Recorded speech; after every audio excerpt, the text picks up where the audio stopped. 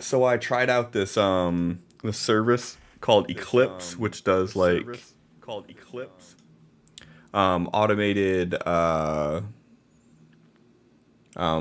clips for like Twitch. So uh, it analyzes your content and then it creates clips for you. It's not really made for our type of content. Yeah. Yeah, unfortunately not. Wop wop. Yeah, it's like it created 10 clips and it was like they were the most random fucking like just out of nowhere. It'd be like middle of a conversation. Like this is where It we want that clip to be at. I'm like, I don't think that's gonna work. was like, we'll just space them evenly throughout. It's like, no. Yeah, no, that's not how that works.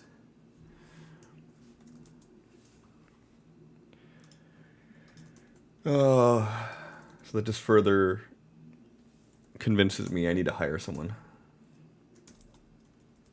Wop wop.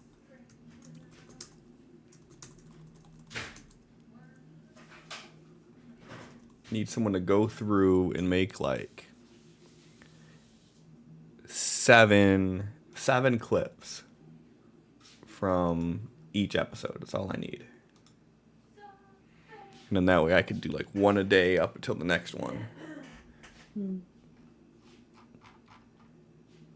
I did not rewatch, so I have an inkling they're gonna make me do recap, and I'm just gonna have to do my fucking best. I mean, you're the face. You know, I might be the face, but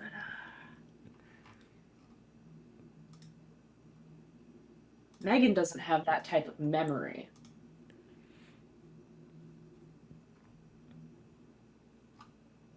Easily distracted, easily forgotten. Plus, the biggest issue I feel like I always have is I remember things that I do,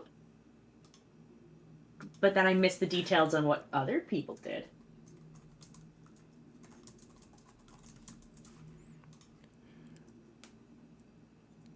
I mean, just miss everybody's and then you ain't gotta worry about it. And no one asked you to do anything. You right. Hashtag Just have pro to start tips. giving extra shitty recaps.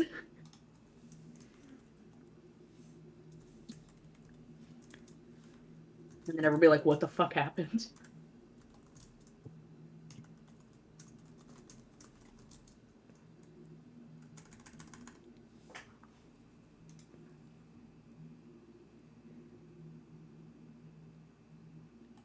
Oop, you did that thing where I swear within the first 5 minutes of the video, demonetized. Oh, I mean, I already said fuck, like.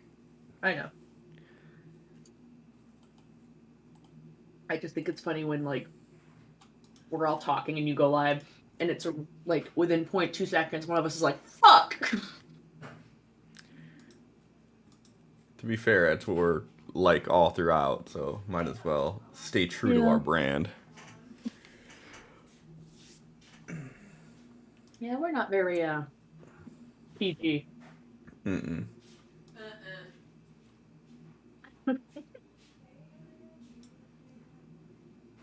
He mocking you? Yeah. What else is new?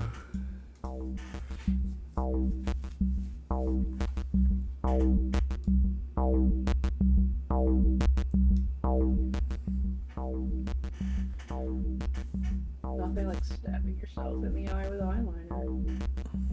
You should really try it sometime, Cliff. I'm good. I don't need to draw any more attention to my eyes. My eyes are the one thing that give away my age.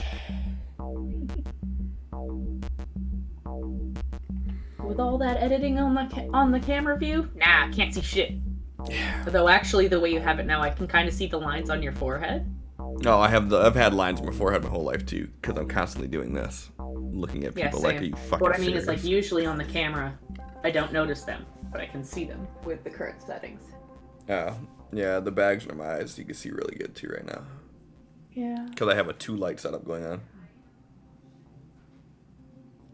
And you can see the fat of my cheeks too. That's always fun. Out of your cheeks? What? No, it's just your beard. Up here though, this you can't hide it up here. I mean, that's just those high cheekbones. I don't know what you're talking about. Exactly. We need to start contouring. I can teach you.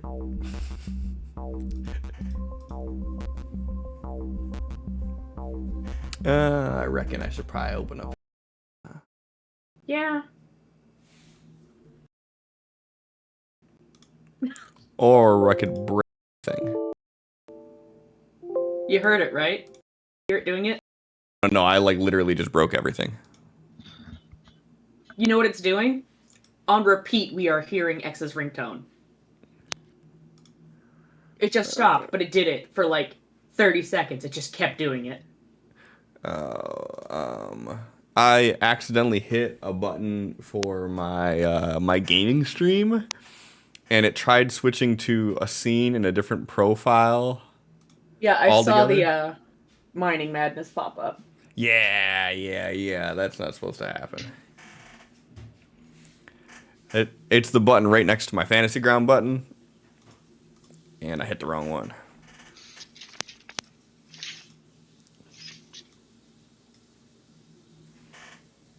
Whoopsie! Wow.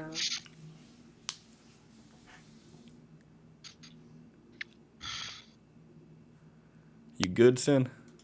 Yeah.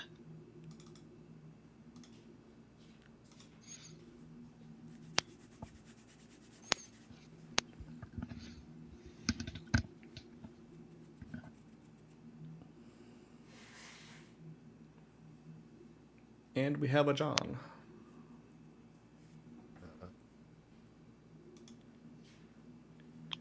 And it's showing no camera for anybody, so that means I need to click on it. What the hell?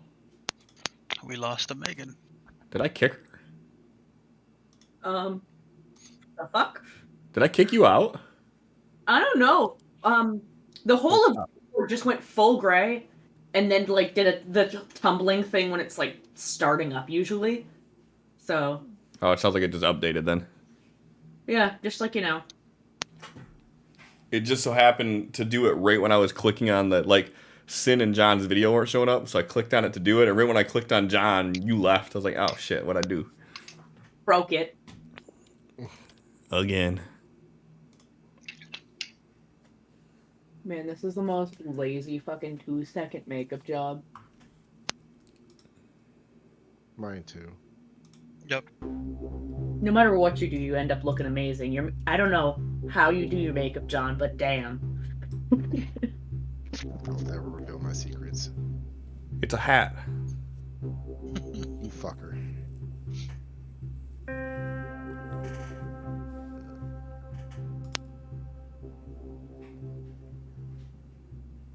Hey, look at that. We got everybody here with 7 minutes to spare. Who are we? I'm a leave. Now I just have to get Sirenscape and shit open.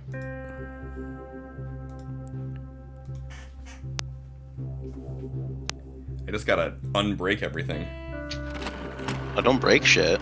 No, it's already broken. I'm unbreaking it. Well, don't break it in the first place then. But it's too late for that. That ship has already sailed. Capital, what's going on, man? 24 months, like 2 years. Look at that. I'm gonna need to resub. It's gonna put a commercial on for me. I was 2 days away from needing to resub last week, but Amazon doesn't let you resub in advance. Oh, if you do the Amazon Prime, it doesn't? No, you have to wait till the end of your sub to actually resub. That's really dumb. Sin with 26 months, which seems off.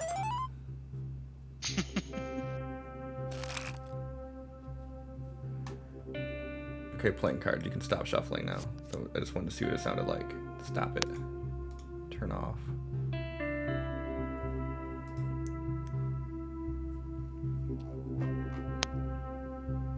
I'm sure it'll be my 2 years in a couple weeks. Heathcliff with 27 months. Hey! And we just triggered a hype train.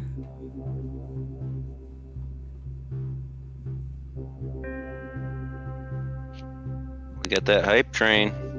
94% of the hype train. Do I have any biddies? I don't remember if I have biddies.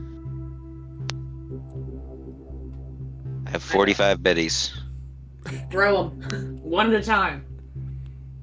Keep that hype train up. Here's 3 of them in a row. 100. Hype train didn't even fucking budge off 94%. No.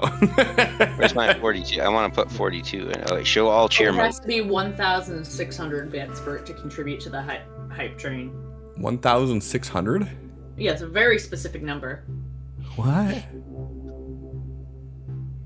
Complete level 1. Oh, with a combined contribution of 4 tier 1 subs or 16. I wonder if the 1,600 bits is... Oh, no, it moved a little bit. Yeah, that moved it. That moved it up to 97. So, the subs So must then- have a value.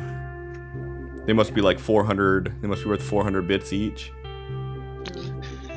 I just clicked on the bits. like looked at the next badge unlock. I was like, nope.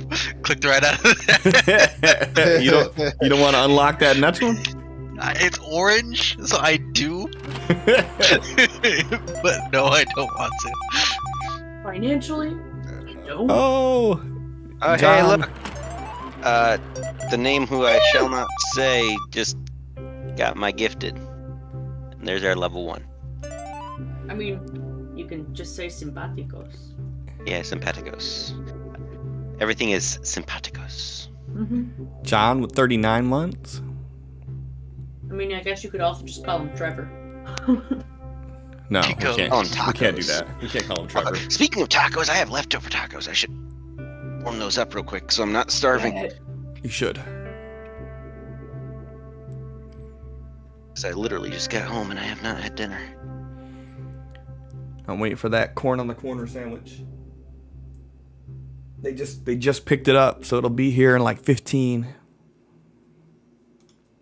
Best damn chicken sandwich I ever had. Yeah. I want a best damn chicken sandwich.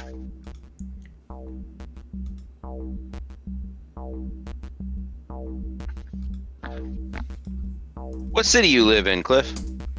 Westland. Ah, they ain't gonna deliver all the way out to Lansing then. No, they're not gonna deliver that far. But if you come out to this side of town when Megan's here, then you can get corn on the corner. That's fair. I like how you say this side of town, like we're in the same town. Yeah, this side of town. Michigan, it's just a little itty bitty state. This side of Michigan is It's just a little state. just because we carry a map on us that's the size of our hand does not make our state little. Yeah, it's this tiny little guy. I've driven to the UP before. Our state is not little. Just tiny little guy. Listen, drive from Jacksonville, Florida to Miami, Florida, and then you'll realize that Michigan's not that bad. I mean, I'm not saying we're the worst. I'm just saying. I mean, there's a lot of states that don't compare favorably to countries as far as travel, so.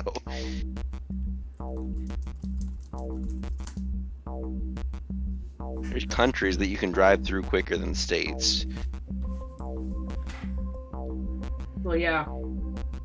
Our country's kind of stupid large. She likes to be called Dick. What? She don't like to be called stupid large. She likes to be called Dick. Okay. America the thick. All right. Well then.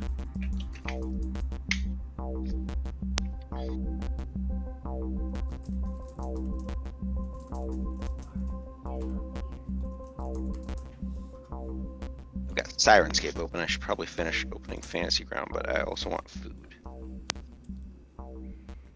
I would say Fantasy Ground is arguably more important than Sirenscape. No, because Fantasy Ground I can open up. Fantasy Ground I can open up, late and still be in the same position. Sirenscape, I got to be on when you change the music, or I don't hear shit. Yeah, I mean, the music's already been going, so you probably still don't hear shit. Yeah, I don't hear shit. Exactly. That's Sirenscape's the more time sensitive one to open. Okay, don't worry about it. John's not even in. My butter. John is not in your butter. He could be. I'd be. I don't know. What's up, everybody? So I got all of the new emotes up, but they're not showing. It's still showing the old emotes? I No. don't. On mine, it's still Would showing all the argue that emotes. they're not up then. But they are. They're live. I already tagged Sin in all of them. Oh, and yeah, and Megan just used it. So does Sin. And yeah, so did you. The one that I used is showing the old Tal one. That's showing the new one for me. Weird. It must be because I had OBS open when I made the changes and it didn't update. So anyways, yeah, the new emotes are up. And if you could see, oh, we had a successful hype train. I got a new emote. This guy. I want one. Show me. Do we all get the same thing? I don't know. I think there's like 5 random ones that you can get. It says they're being delivered right now.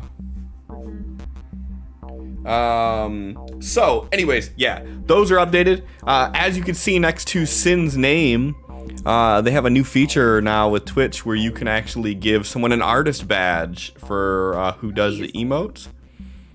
So See that? if you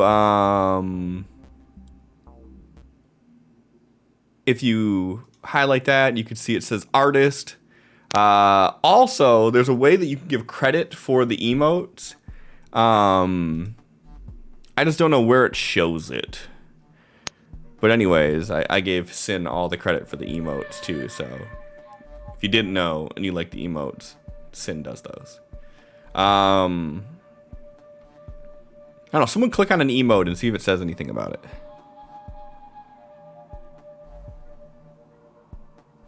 Goodbye, Allie. We love you.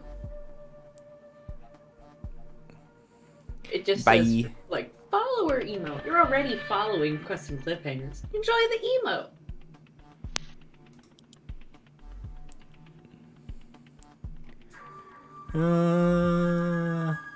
I don't know. Sin, did you go through and accept all of the things that I assigned to you? I think. I don't know. But it's there somewhere. Look at that. Yo, this is bullshit. Everybody gets to use the new Tal emote but me. Mine still uses the old one on my screen. But when you guys are actually posting it, it's showing the new one for you. What if you do it again? You sound jealous. I am jealous. Okay, nope. Now it updated to the new one. Ha. All I needed was John to get snarky. I mean, And then the universe righted itself. Still need an updated GM emote. No, this one's perfect. Do one. What? Do one then. Nah, Sin leaves me with all the old shit. That's why, like, my GM picture down here. Like, look, I'm not even shaded. You guys get all the nice new shading and new textures. I just look like me, but flat. He's like, and Cliff? Yeah, you don't matter. Yeah, fuck that guy. I tried doing a new one and it like kind of came out the same. I was like, Cliff is just, he's still gonna look like Cliff. Can't do a Cliff 2.0. Gotta, yeah. like, you know, extend his hair length with his hair as his hair grows. Well, I'm gonna get it cut in half tomorrow, so it's too long. I don't like it. Anyways, so so yeah, new emotes are up. Enjoy. I updated the offline screen to the to the season 2 image, and I updated the little Twitch panel underneath to show the new cast as well. So that's all updated. And that's all I got for updated its. So who is doing recap.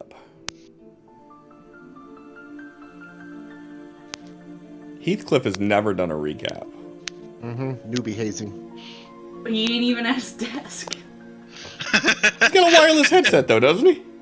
Yeah, he What does. It doesn't help when I mute myself because I'm eating though, and I can't unmute without getting back to my desk. It'd also just be like me and eat in front of the camera. I just Well, finished yeah, a bowl of mac and cheese and put it aside. Well, I was eating in front of the camera. I was going back for seconds, Okay. but I was still muted because I was eating, so I couldn't talk from the kitchen because I'm like, I tried to say something, and I'm like, oh, I'm still muted, aren't I? Yeah, Heathcliff's just running through the house. No. Yeah, my couch moved. Sorry, My kitty. couch moved an inch when I jumped into position. I jumped into position, and the couch like slid an inch. Yeah, I can try recap. I don't. Maybe. I'm not used to having to do recap. So I wasn't used to. I'm not used to being in a game that has a recap. So my normal game behavior goes in where I don't pay a whole lot of attention to scenes I'm not in because it makes it easier to not meta. So let me try to remember what happened with Megan and Tal before me and Sen joined. So they left Vegas after like a week after the end of the season finale. Then a week into their trip, they run into they go through a town, and there's some people of questionable repute that decide to stop Kay. And, you know, when they find out she's from Vegas, they're like, oh, hey, this other guy from Vegas owes us money, so you obviously owe us money. Give us all your shit. And Tal had already kind of walked past at that point, and Megan tried to resist, but, you know, or Kay tried to resist, but, you know, that was before Kay was like post-apocalypse badass. It's just, you know, this was, you know, This is a stripper. normal Kay. Yeah, exactly. So yeah, she ended up having to drop all her stuff, and then, you know, starts crying, and Tal's like hears her crying and turns back and kicks some ass and gets her stuff back. They continue on, and then we do a time skip for what, 8 months, 6 months? How many months was the time skip? 18 months in total. 18. Okay, so 6, and 8 altogether. Gotcha. 18 months later, they get to this like, it seems like one of the gardens that Tal is used to, because it's like a very aberrant type town, and there's a lot of aberrants there, and it's later revealed that it's called the New Light. And we go around talking to people. People seem very suspicious of the human, but seem to be fine with seem to be tolerant of her, given that she's with Tal. Tal, through most of this and most of the episode even, only really speaks through his mind link. They grab a room, stay the night, and the next morning they get breakfast at this... Was the diner a separate place from the hotel? No. Okay, they get breakfast at the hotel. Sen's character is there sitting on his own because he looks different. They end up sitting near him and chatting with him a bit. My character eventually comes in. Sen's character's name is Crow. And my character Geo comes in eventually and sees everyone staring at him and puts on a strut. And he came over essentially to check out the food over here because he heard it was good. So he got an omelet, sat down with the rest of them, and eavesdropped on them, heard about work, and decided to butt himself into the conversation in his own awkward way.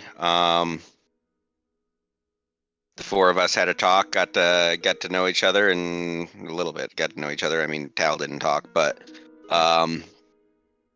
we eventually decide to head to find work, and we've heard work is better in New Haven, which is apparently the nearby human town that's had some difficulties with New Light. Or New Haven? New Light? Is it New Haven or just... First Light. First Light, New New Eden. Haven. New Eden. All right, New Eden. I don't have my notes open. New Eden, First Light. Gotcha. So we go over to New Eden because we hear there's better work there. At first, we try to find work like escorting someone to New Eden, but it was a lot closer than we expected. So we kind of just waited at the border for a bit and then decided to mosey on in. Looking around for work, we find a place that has a sign saying they need work, and it's a bakery, and that instantly piques some of the party's interest. So we ask what needs done. It turns out they need transport. This old woman needs transport of goods. We go to the place it's getting it from, which is Aberrant side of things, and Tal talks for us. They take the money, but tell him that, hey, prices are going to increase after this. This time we'll call it the old price, but next time it increases. Come to find out, it's 3 really heavy barrels and 4 not so light bags. I think it was, yeah. So each of us grab a bag and make it back barely. Or, well, some of us have a much easier time, but the others of us do still make it back. And then we go for the second trip and try to rig up a harness for the barrels to carry them. And Kay is apparently amazing with ropes. I don't know where she picked up that skill, though. It brings into certain questions, given her old profession, but okay. We get this harness worked up, and he makes this harness that all 4 of us can carry all 3 barrels. So we go on. At one point, she has to cut her rope and redo the rope, and with a flame and shit. And then we continue on, get back to the bakery, turn it in, and she's like, here's some apple fritters. The Aberrant really like them. And turns out, because apples is apparently one of the fruits that gets Aberrant drunk, which we don't realize until after Geo says, hey, let's get some apple cider as well. And that, refreshing for us, inebriating for the non-humans among us. And then we head out, or well, Kay and Tal head out first, and Geo goes to follow, but Crow doesn't follow right away. So Geo is kind of just standing between the 2 groups, trying to figure out who he wants to go with, and eventually Sin comes out, and we all leave. And what happened after that? Tal finally talks. Yeah, that's right. Tal got drunk enough that he finally talked. Noticing that Crow had got a bottle of apple cider, and he was like, "We can have a party." Kay starts mentioning you party, and then he starts to mention Mr. Felix, then immediately gets quiet and sad. Broke our little hearts. Walk our way back to the First Light Hotel, where somebody is outside hey, heard that you were looking for some work. I got something for you. And that's where we ended it. Gotcha. Okay. Exactly. I knew that. I just figured I would, pretend to not remember Cliff's cliffhanger, because I know he likes that. He loves it so much. I do. He's love like, feeling like I my made work a is good one. It's appreciated." really intense, and I didn't remember it.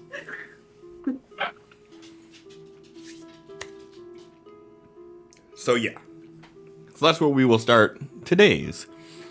Is that you're walking into the bed and breakfast area, and just before you get to the door, there's an Aberrant standing outside, older one. And he's like, hey, heard you guys talking about work.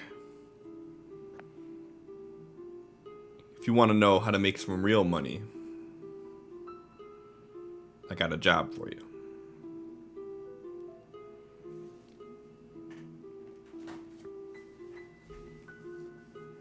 So Kay is still, like, half stabilizing Tal, who had quickly drank 2.5 cups of cider along with eating his apple fritter, so is rather intoxicated. And she just goes, where I'm very interested, we are sort of unable to do that sort of thing right now, so perhaps we can discuss later? She's just balancing Tal.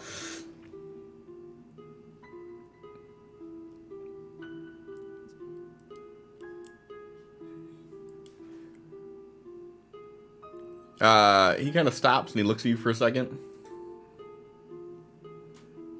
It's like, all right, well, if the positions fill up before then, I guess someone else earned that money. And then he just starts walking away. How much till is it? He looks over his shoulder and smiles. 250 apiece.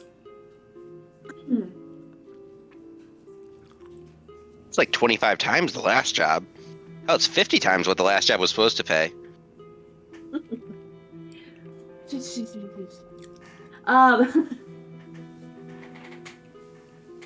What exactly would we be doing? What does this job entail? Well, seeing as you guys aren't from around here, I need someone who doesn't have any allegiance with anything in the city to get some information for me. All you have to do is try to pick up some shifts at the power plant in New Eden. You keep I've whatever worked pay there you... before. What's that? Gio spoke up. Hey, I worked there before. It's really boring, though. I said I didn't want to do in their shift. Well, But I mean, if you're going to pay us more, I mean, it'd be worth it. Maybe. you keep the money you make from your normal shift. And once I get some information, you guys get 250 till each on top of it.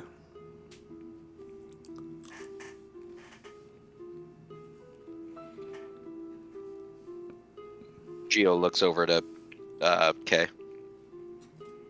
Hey, it has her eyes slightly narrowed as she's like looking off and through, like she's just thinking over everything that's been said.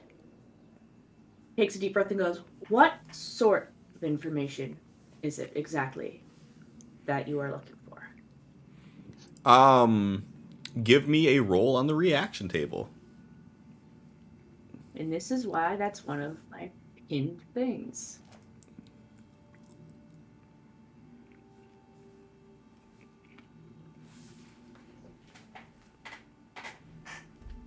You sticking with the 5? Well, I mean, we haven't exactly been reset.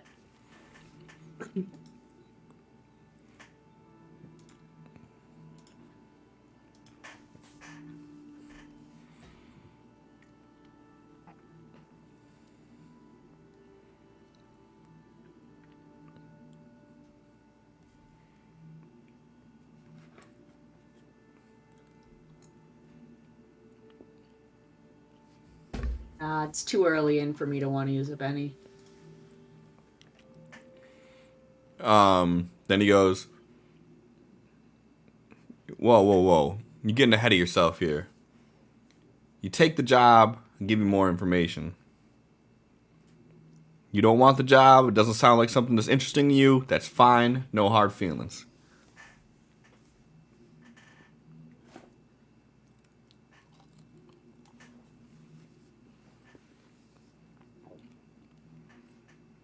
How would I be able to contact you while we take some time to think this over?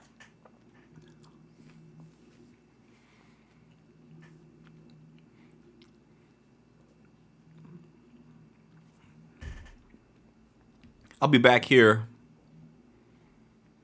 tomorrow morning, about an hour or so after sunrise.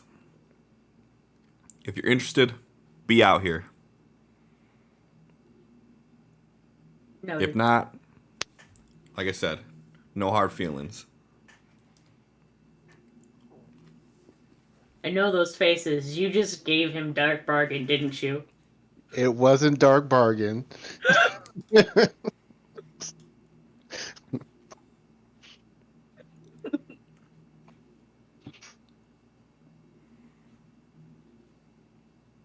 Kay just kind of sighs and maneuvers her way into the building. Cliff, approximately what time is it in game? It's sunset.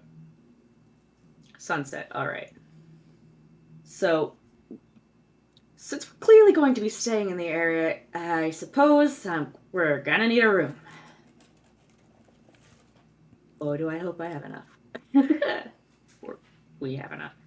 And Kay is going to just head on over to where they had checked in previously. With Tao. He's there. Unless he resists, and then she'll just probably look at the guys watch that hitman, please. He's not resisting. All right. Crow, Geo, are you following them? Or are you still outside? Following, but when she gets to the desk, Crow doesn't approach with. He's standing in line.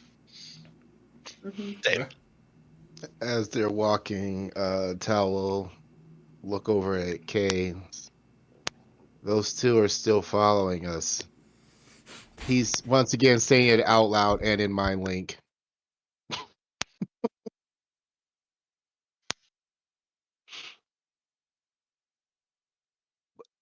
She chuckles a little bit, and then only in mind link, just mind your mouth, you're speaking too. On top of that, What?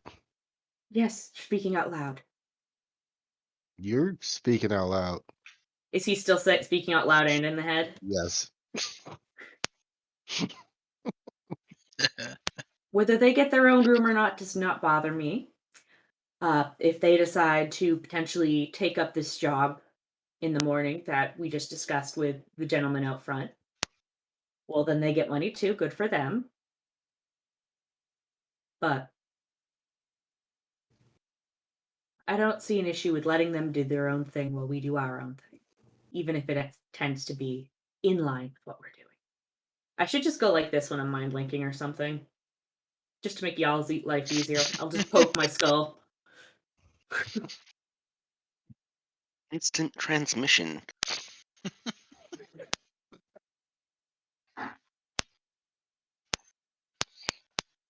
Anyways, once we make it to the front desk person, brain's not working for what that would be called. Receptionist? No.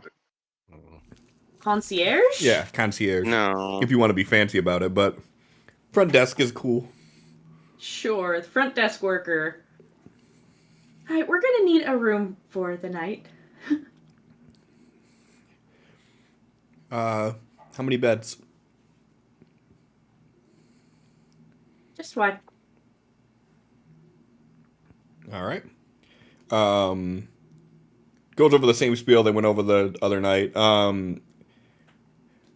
John, you can do a support role if you want for wealth.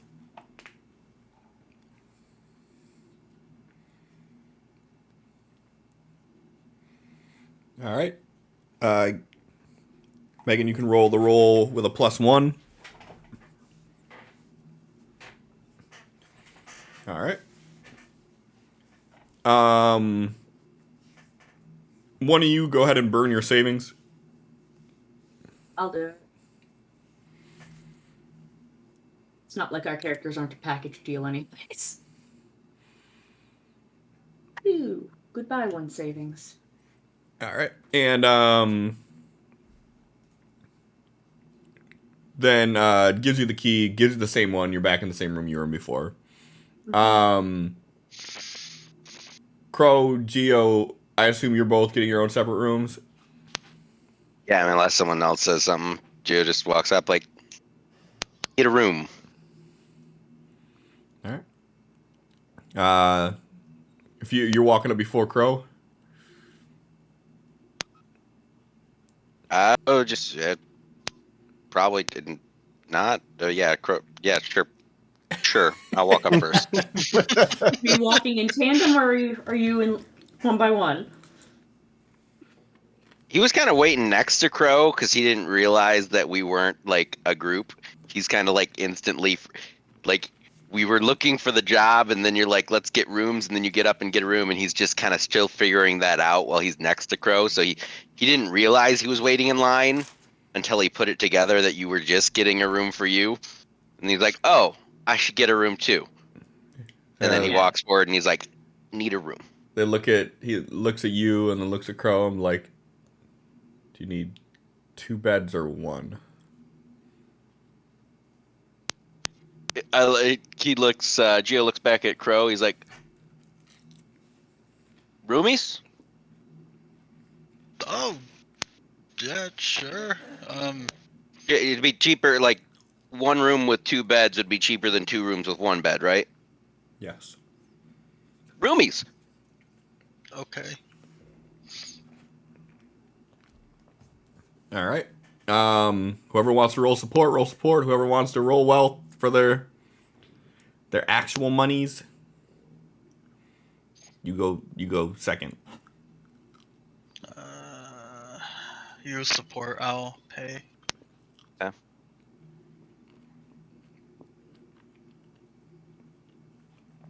All right, go ahead and roll it with a plus Close. 1.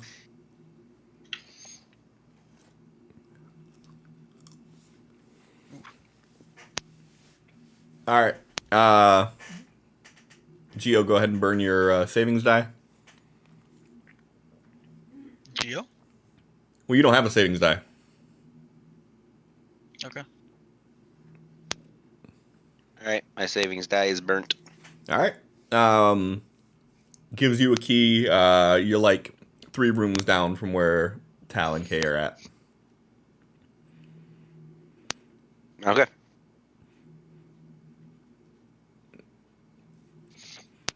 And Get some rest then.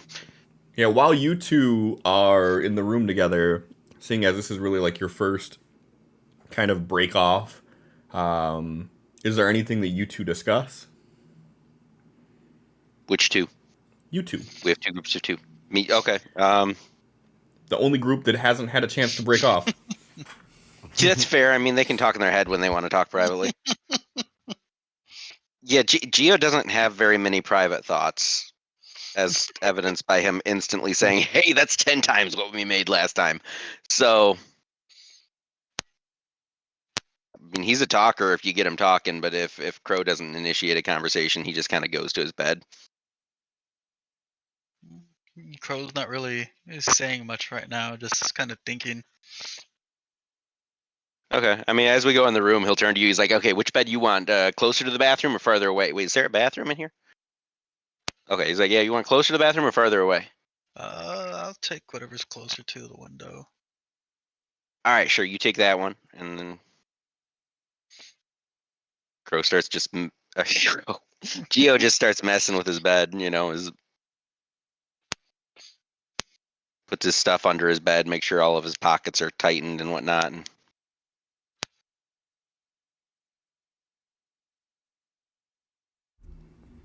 what time is it right now? Is it not? Is it bedtime? It's up to Sundown. you. It's sundown at this minutes point. ago. Might as well call it an early night. Give the yeah.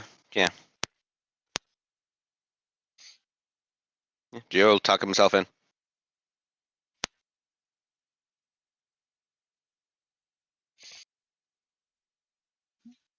Crow will go over to the window with Iris and open it. Be like, all right, we're gonna go to sleep for tonight. Do what you want to do. Go get some food, hunt, look around. Just be back in the morning, all right? Like scrunches the top of her head and sends her off. All right.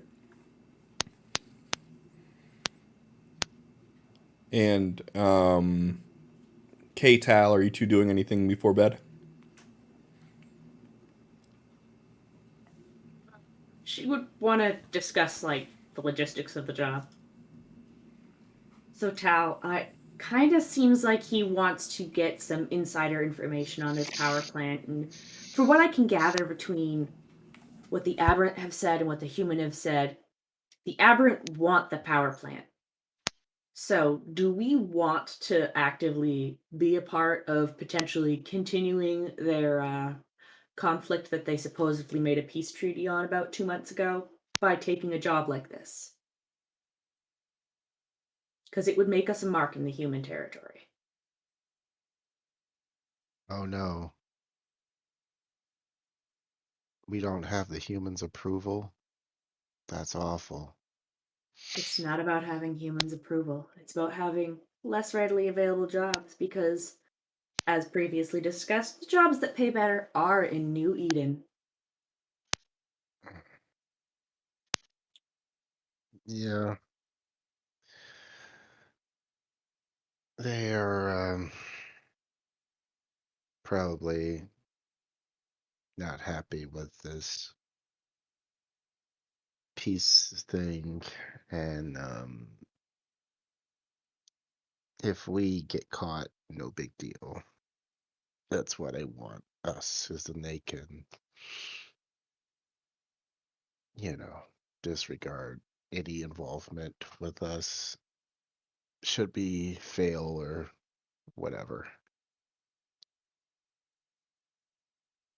Or disavow. That's the word I'm looking for. Yeah, I get it.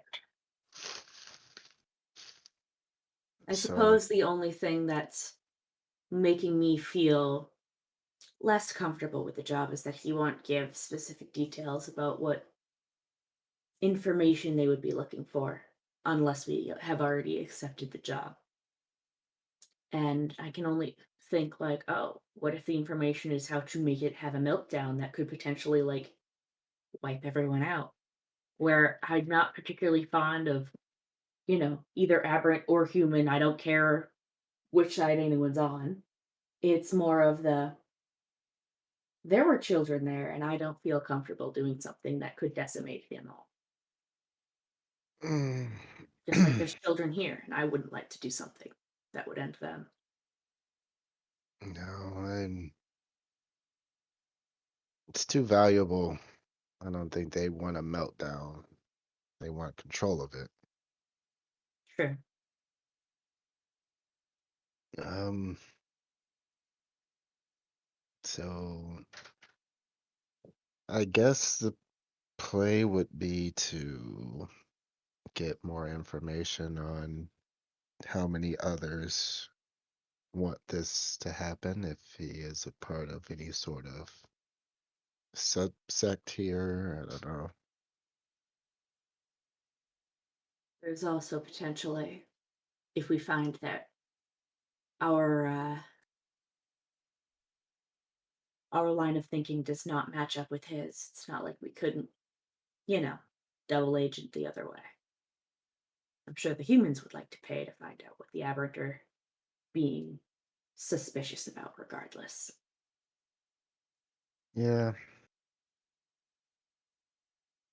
Not to mention, the biggest issue with making bad with one town or the other is that this form of currency that we're using is only good in New Eden and in First Light. So to exclude one just limits our resources that we could get with what we're making in general. Yep. The other problem is that they're not going to let me anywhere near that place.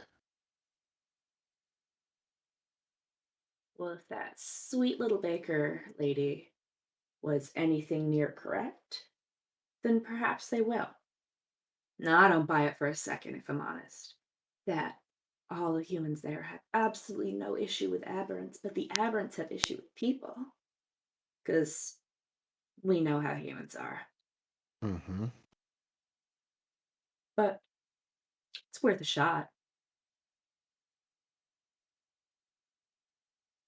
Well, this place reminds me of home, but that is not home. So if things go poorly, we just leave. Of course. It's not like this is the only place on Earth, or what I don't even know what to call this planet anymore. Or plane or whatever. One big, huge mistake. Yeah.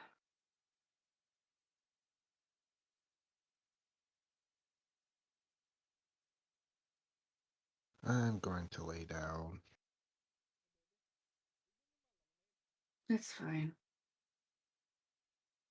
You feeling okay? Hmm. That feeling of happiness is starting to leave, so I think this is a good time.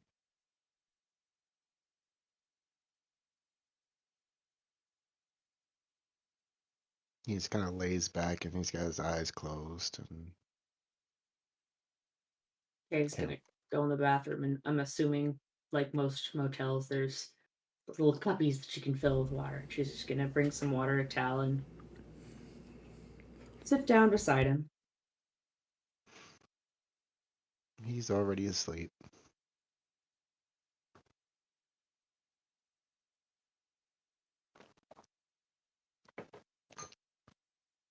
Sorry, I'm trying to brain where this is. Is Tal in the bed or not? Wherever you put him. Okay, so he's probably on the bed. She'll just put the water on the nightstand, and she just ends up laying beside him. She didn't. It's not a big deal. All right. Mhm. And Geo or Crow, do either one of you do anything for the remainder of the night?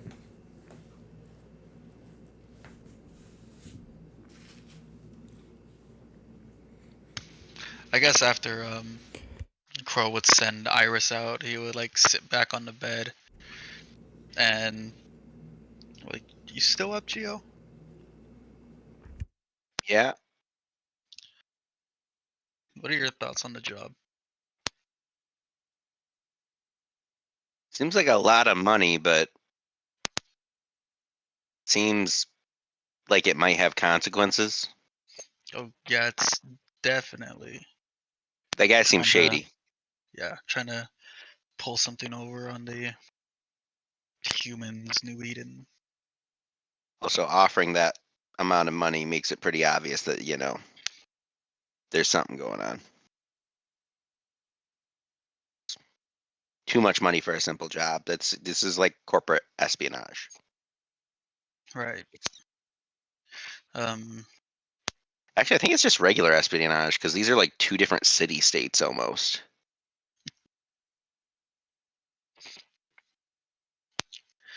I'm contemplating going out, getting some authorities, letting them know what's going on. Trying to put a stop to this before the peace is ruined.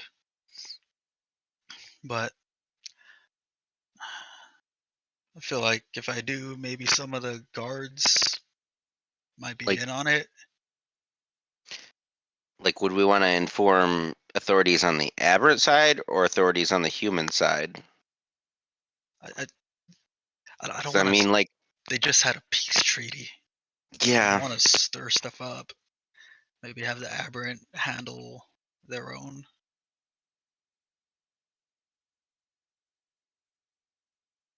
yeah, except we don't know how high it goes. That's what worries me. It might not even be the guards in on it. It might have been orders came up from above and they're just trying to have plausible deniability by working through this shady dude as an intermediary. Yeah, that's what I'm thinking. Maybe it may actually be useful to go through with the job so we can learn maybe who's all in on it. Yeah, If there's something bigger going down, we can let New Eden know. If it's just this one guy, small group of people, we can let the aberrant know. Okay, yeah, that seems fair to me. Does that make us double agents? Because we're like agreeing to be spies, but we're actually spying on him. What did that mean? We would need to spy for the other side? Or is it just... I don't know how that works. I mean, my knowledge of spies comes from playing GoldenEye on the Nintendo 64. So, which I'm guessing you've never heard of. Yeah.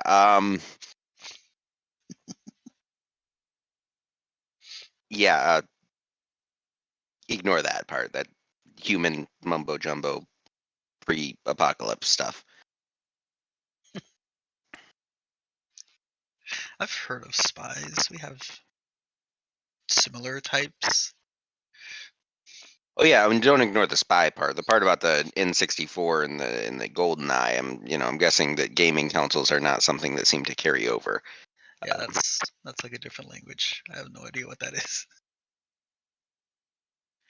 So, yeah, we'll play along, I guess. Sounds like should we bring the other two in on this plan, or I mean, one of them is an aberrant, but he's like not part of this town. He's like from outside of town recently, like us, right? So, I mean, he might be like a good, like an aberrant, because he's an aberrant we know is not connected. So, I don't know if that's useful or not. The guy said he chose us because we have no ties to either side. And if they did, I'm assuming one of them would have spoken up. Either Yeah. So K or Tal through K. should we let them know we're planning on counter spying, or should we just tell them that we're doing the job? I could tell them. Oh, All right. reason to lie. I could tell them in the morning before we go out. All right. Alright, well, I'm gonna get some rest. You should do the same. Today was a busy day. Oh yeah, my muscles ache from carrying that bag and the ropes, and I think I can still feel where that harness was sitting on me. That was... Yeah, padding would have been nice. Definite rope burn. Alright, well, good night. You can wake me if you need anything. Same, man. And Geo turns over and goes back to trying to get to sleep. Fucking K, learn how to make padding. He's got a hoodie. He could have taken it off, rolled it up, and put it under there himself. Yeah, but you could have just made some padding. Like you made that harness.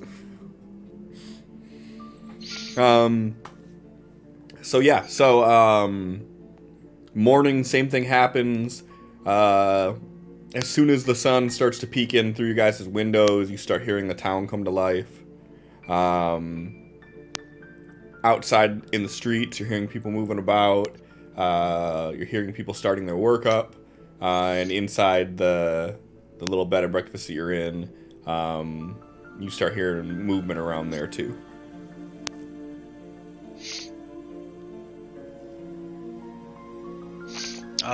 Before everyone else wakes up, Crow will try to wake up pretty early and run to the front. Okay. Do they serve breakfast like super early? Yeah. Crow will go up to the front. Hey, can I get some breakfast for me and my friends? Sure. He pulls out the same little laminated diner placard and hands it to you. What do you want? So 2 omelets. One of them had like a bunch of stuff on it. One of them was kind of plain.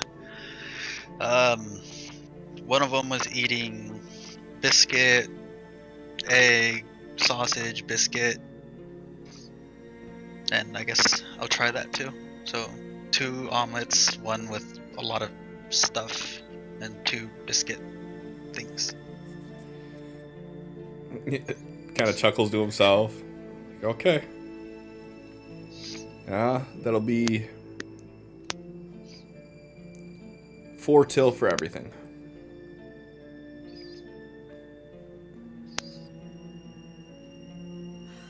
Yep, you got enough to cover it without losing any.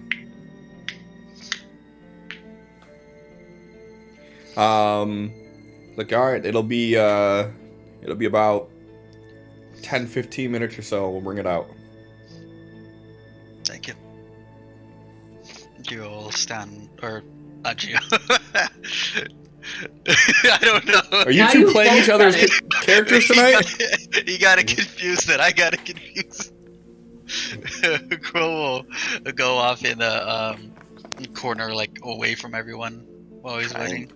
Trying to make me choke on my Coke.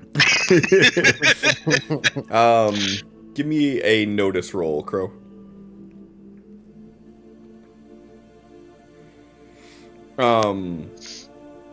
So as you go into one of the corners and wait for the food, you see the guy who was talking to you all on the opposite side at a table with 3 others.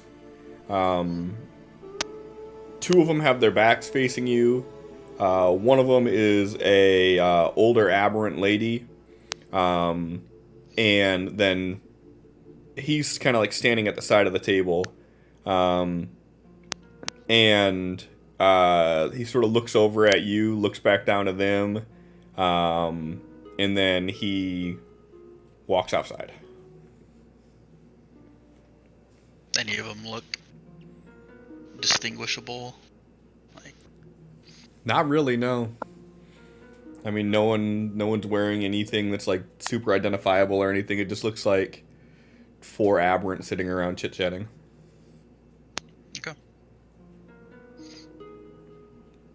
I'm gonna try to make note of like a high skin color, hair color. Okay. And after about 15 minutes or so, they come out with this large tray, and it has the 4 plates on it. Crow will take it and start heading back to the room.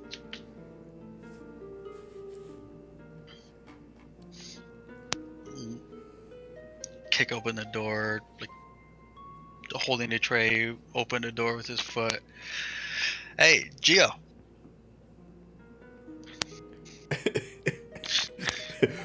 Door gets kicked open. Hey, Gio! Also, Heathcliff, you're muted.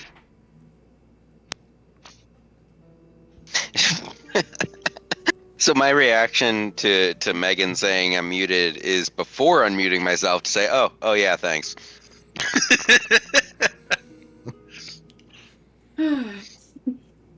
Yeah, so he's like, hey, He's hi. like Oh, holding the door. He's like, oh, do you need help with it? breakfast, buddy. Come on, let's go talk to the other 2. Yeah, Joe's reaction is to see a giant tray and be like, oh, do you need help with that? And promptly get tangled in his sheets and fall out of the bed. I'm fine. Eventually gets himself untangled and gets up, grabs his backpack. He's like, okay, I guess I'll get my shower later. Crow Go talk start to them. walking to the other's room. You kick their door open too? You don't have a key to our room. Yeah, I'm gonna, like gesture with the tray to the door, like. Knock. Gio knocks on the door. Tal is up and he's just like kind of standing looking out the window. And he'll walk over to the door. Did the knocking wake up Kay?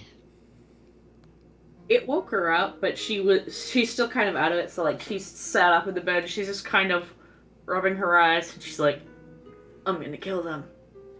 I'm gonna kill them." Bad choice of words. I mean, it's not very loud by any means. Her mumbling under her breath sleepily that she's going to kill them. Tal opens the door with his hands glowing purple. How did you know?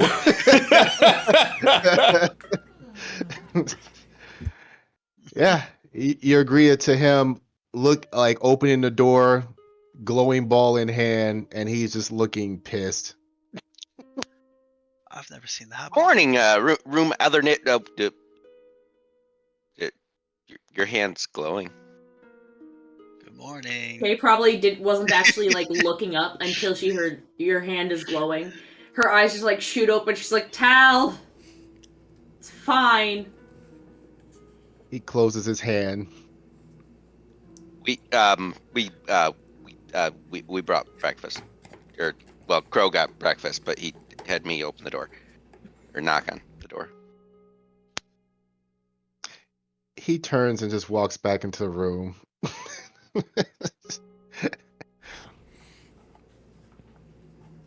Kay's like stretching a little bit, swinging her legs out from the bed. She's just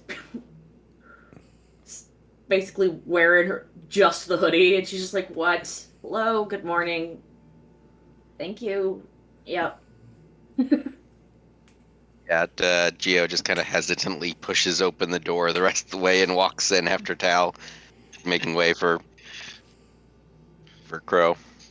Crow will place like the tray at the foot of the bed and just back up to a corner again. So, me and Gio were talking last night about this whole job thing, and I'm assuming you both agree that this is shady and just a ploy to get information for the New Lights side. Mm-hmm. So I want to go to whatever kind of authority or something they have here on New Light. But if First they're if they authority is in on this whole thing, then that might be a bad idea. And going to New Eden might strike up something with the peace treaty that they just had. So me and Gio agree that at least for us two, we were going to go along with it to see if we can get any information. If the authority figures in New Light, First Light, are in on this, then we're going to go and let New Eden know. But if it's not that big, if it's just a bunch of criminals, little group of people just trying to get information and start something, we'll go to the authorities here in First Light. Yeah, we don't really have plans to speak with authorities. We're planning on just doing the job, and if things start to get too shady, we're just gonna leave. We have, like that guy said, we have no allegiances either way. It's a big, wide open terrain out there. Plenty of cities to go mess with. Don't have to stay here. I don't know. There's not a lot of cities that I mean, I came all the way from Vegas to get here, and there were not a lot of cities between here and Vegas. There's like a couple places, but none that this big, and none with like two separate trading communities to go between. Like, I mean, we could possibly make money here just by like buying stuff in one town and taking it to the other. That's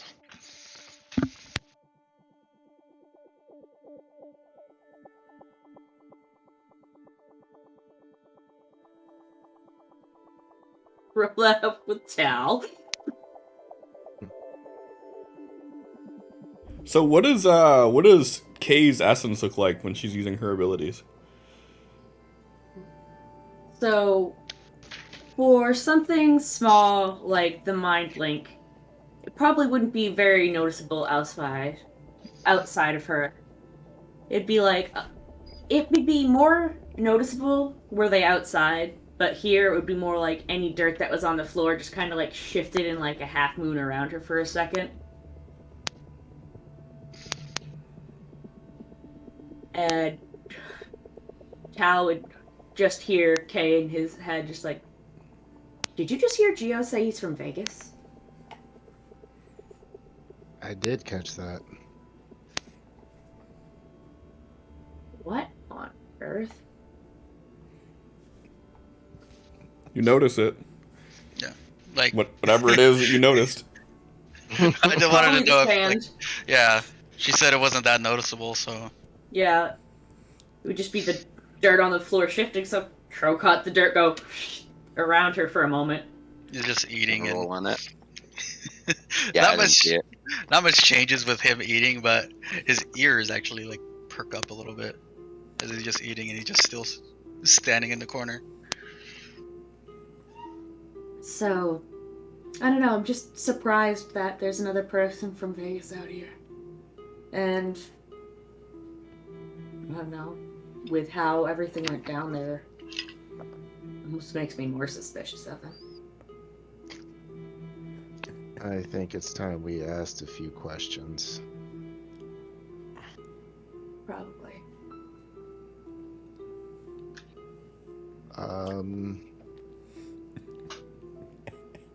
So Tal is like in the bathroom. He's just like kind of like cleaning himself up while listening in, and then he like hangs up the towel.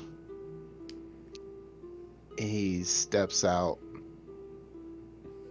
looking at Crow, and he says, "You step out in the hall for a few minutes." Okay. Grabs his stuff and walks out.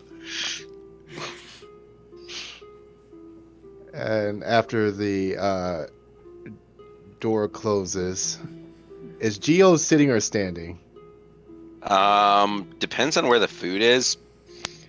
He said Because he he's put the just in tray the at the foot of the comfiest bed. place. He's comfiest place. Yeah, so he's probably like just leaning against the bed, leaning against the foot of the bed where it's easiest to just grab some food. Did you catch that I had said that Kay was wearing only a sweatshirt while eating this breakfast on the bed? Yeah, but he's been in theater for a while, and enough quick changes, he's gotten used to people just kind of stripping down. And Alright. I mean, I haven't done theater myself, but I've been at LARP, and with the amount of skin you see there with people changing into costume, I can only imagine theaters even more. So, Yeah. So Tal walks up to Gio, and all he says is, "We're going to ask you a few questions, and if you resist, it'll be the last thing that you do. Understood?" And before you respond, his hand starts glowing, and he places it on your head. Let's see here.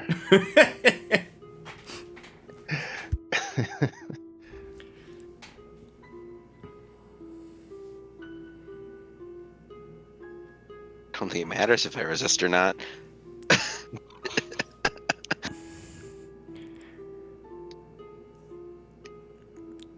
And He gets to do an opposing smarts roll.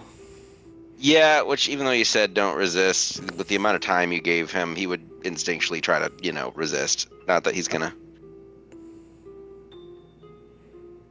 If it's don't resist, touch my head with a glowing fist. That's not enough time to think. He's resisting. no, makes sense. You do not succeed.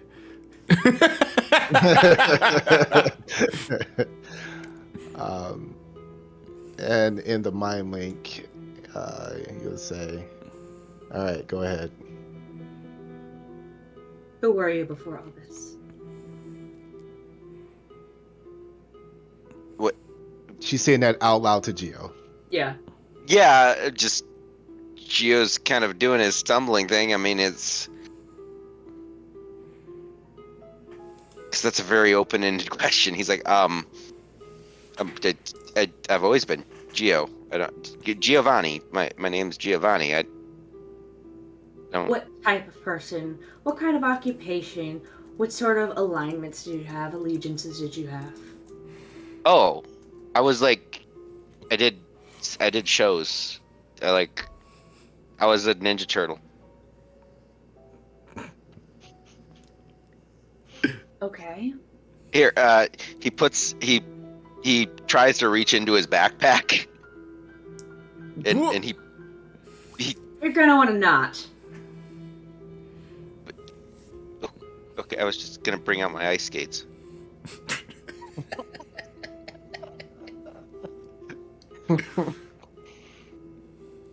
Okay.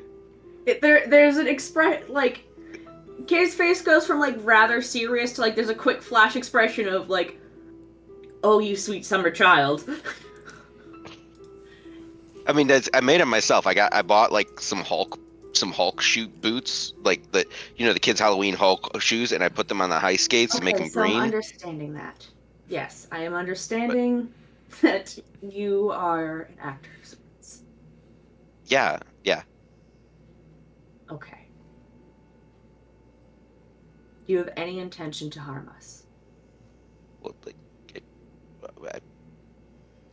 not until like recently. Like, if he's gonna try to kill me because I say the wrong thing, I'm gonna try to kill him back. But that's like how the land works now. But that's no. I mean, not if you're not trying to harm me first. That's the question that I will use it on, Cliff. So yeah, is Gio speaking truthfully? Yeah, he's playing his big mouth hindrance right now. Everything he's saying is just no filter. So yes, it's truthful. Okay. What are your aims in attempting to get close to us as you have? Well, like making money. I don't really have a whole lot of like long-term goals here. I was just like, you're a group that didn't immediately get annoyed at me and tell me to go away. And I want money and good food. That's my aims are good food and money. Mind linked to Tal. Oh god, he's just an idiot. That's all he is, huh? It would seem so. Wait, hold on. Tal heard him say that he was a mutant turtle and didn't question that at all. No, all he heard was Ninja Turtle. Because he didn't say Teenage Mutant. All he said was Ninja Turtle in Hulk shoes. There you go. Mm-hmm. He's a ninja turtle. I mean, Kay seemed unfazed. Do what you want with that information. Hal has never heard of a ninja, so he's like, that's some human shit. I Well, don't he know. was slow, so. he's like X, but a turtle. Slow act. Yeah, that. So, Kay just kind of sighs. He's like, alright. I also originally came from Vegas, and we had some not so pleasant company before leaving, so I apologize for treating you harshly upon hearing where you're from. Okay, I mean, that's understandable. Vegas was crazy. Like, I mean, like, it was crazy because there was like, even before like the flooding and the merging, there was like helicopters falling out of the sky at one point. It's, yeah, that's. No, I almost died a couple times like in Vegas before everything went even crazier than before the craziness of Essence. Yep, and the merge only seemed to bring out the more horrible aspects of the humans that lived there. Yeah, I kind of decided to book it once the flooding because it was like I don't do super well in water. I mean, like I can swim. I'm not a bad swimmer, but like just it's hard to like scavenge and you can't have community in water. I mean, I mean the movie Waterworld was good, but it wasn't, that doesn't Al's gonna actually hear work. mind link, just like, you could go bring Crow back. He's not gonna stop talking. As his hands stop glowing, like on your head, he pulls it away. Like you can feel like something, like it feels like it's pulling out of your brain. It's like it doesn't hurt or anything. It just feels like this weird sensation of something extracting from your brain. And then he just like looks at you and he's like, "Okay, get out." And he turns and starts walking towards the door, opens it, and seeing if Crow is still there. Crow's like eating in the hallway, just sitting there. Your turn. Get in. Oh, Geo hurriedly grabs a plate and piles a few things onto it to take into the hall with him.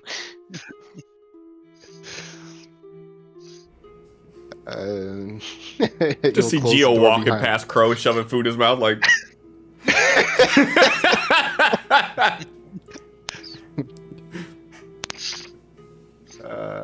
question: when Crow walked in, Tao and Kay's plates, have they been touched? Kay's been eating. Pal hasn't yet. As he's like walking back to where he was before, he's like, "Your food's gonna get cold." Sit. He looks behind him, sits. His hand starts glowing. He places it on your head and says, "Don't resist." Doesn't look like he's really phased. He just keeps eating. If you like to try, you can roll the smarts.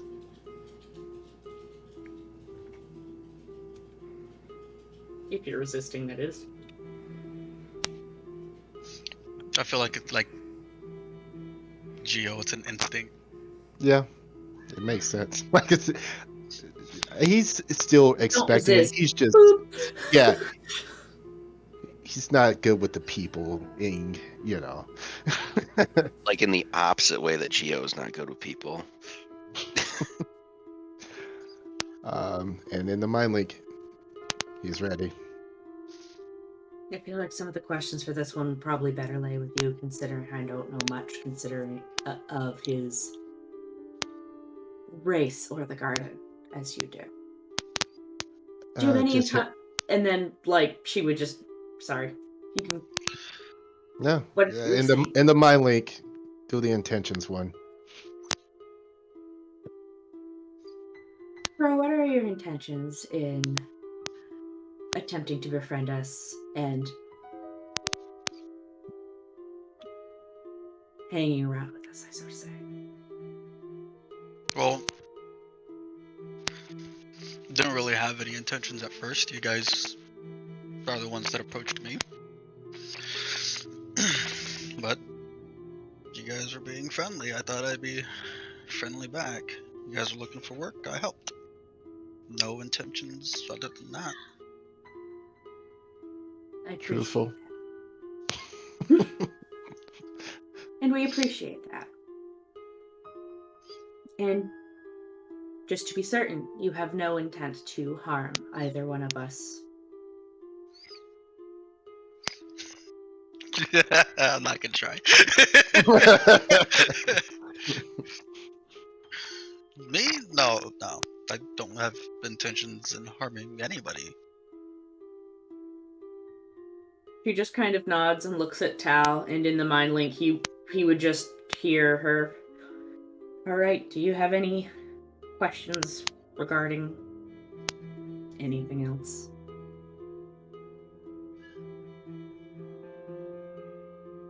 Looks down at his hands. What's with the hands?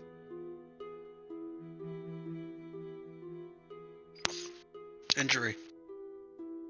What sort? Battle.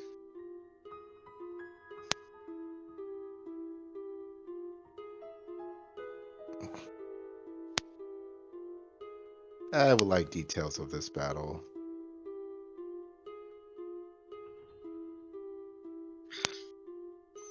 Back in the garden, there was that shockwave that brought the first initial group of aberrant to this world, and a few humans to our world. A few of those humans and a few aberrant grouped up, attacked my tribe, and while defending it, I sustained some injuries.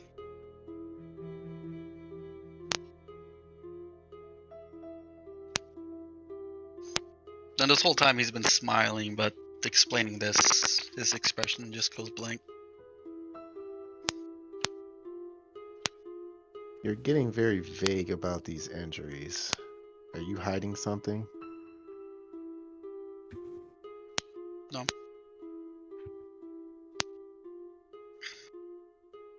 There were burns. I can... Not much to explain about injuries you get. An aberrant with fire essence heated his weapon, burned me.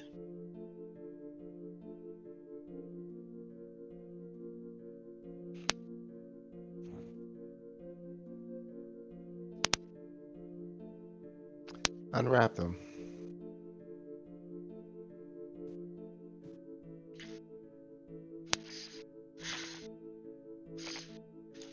Unwraps one of them and holds it up. The other one's the same as this. And they're just looking like old burns. They look like brands.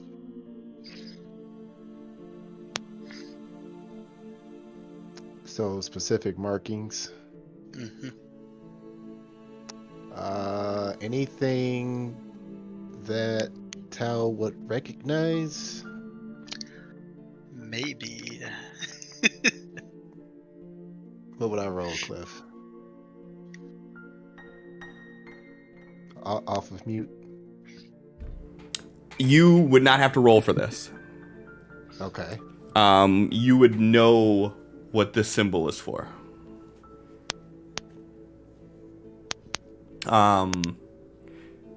Actually, give me common knowledge. We'll see how in-depth you know about it.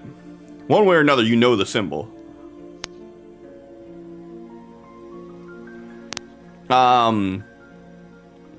You know the symbol. It would be the symbol of a murderer. Usually it's designated like for like someone who did something specifically or particularly heinous.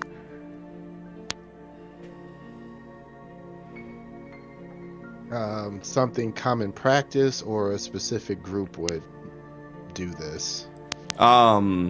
It's something that more of like the tribal or like less civilized aberrant communities would use. So like not people that grew up within the walls, people that grew outside the walls, they would use this as a way of basically, if someone were to travel from one place to another, that they would all know that this person has had these crimes put against them. In the mind link, this man was marked as a murderer back home. Joy. Though I suppose we're both murderers now, technically.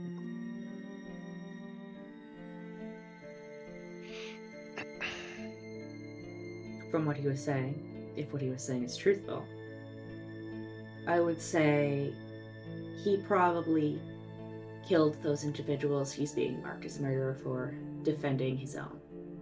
And I don't see any fault in defending your own.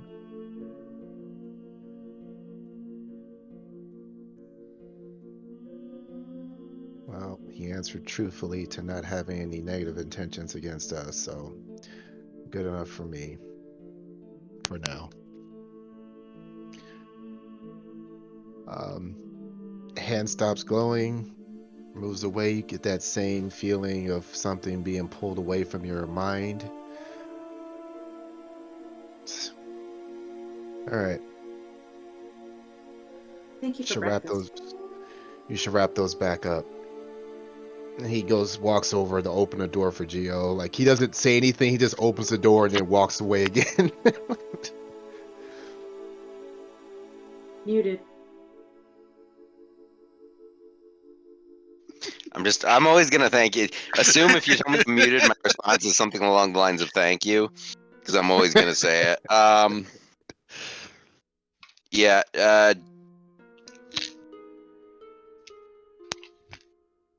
Yeah. Geo is waiting at the door.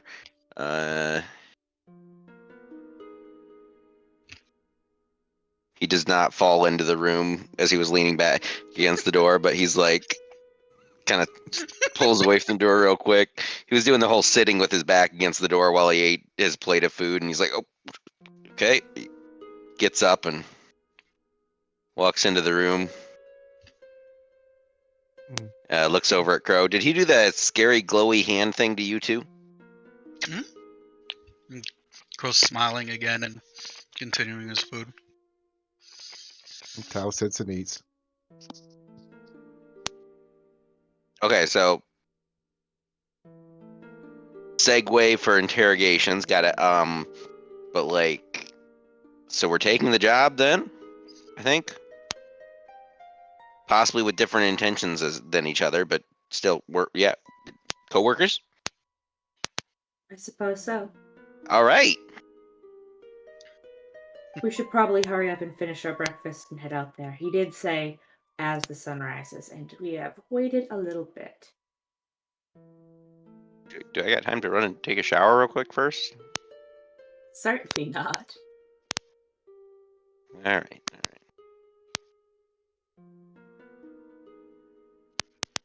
Kay probably doesn't even finish half the omelet before she's just like getting up and starting to put on clothes. Yeah. I think Gio basically brought everything with him, so he's like, okay. He turns around to give her privacy, but other than that, doesn't really show much reaction.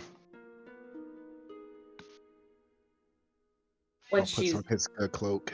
Mhm. He only has How did one. we want to extend our stay here? If we're gonna be working here, we're gonna need I mean, to if we're getting work at the power plant, that's like all the way over in New Eden. I suppose, but I would think it would be wiser to be in a closer contact with our employer. That's fair. I mean, that'd be an excuse to come back and give him his information. Is oh yeah, we live in we live in the Aberrant town, and like because it's cheaper here. I mean, I assume that if jobs pay more in New Eden than jobs pay less here, then rooms probably cost less here. I mean, that's how economy works, right? Guns and butter. She's just like getting herself all suited up and stuff and ready. Gonna sit that breakfast off to the side and just gonna end up assuming she's gonna have it for dinner tonight later.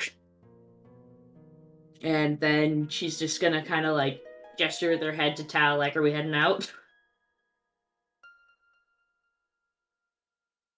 He nods and is ready to go. Just leaving eggs out in the open. What is this, Morocco? Do they have a refrigerator? I wasn't really under the impression there was. If there's a mini fridge, it's in there. If not, then it's just out. There's no mini fridge. Exactly. What do you think was gonna fucking happen? Where was she gonna put it? Her stomach. Her fanny pack. Her fanny pack. Her fanny pack is Felix's old hoodie. Just eating out of the hood. Hey, I mean, Rotates it front where it's just Picking lint out of it.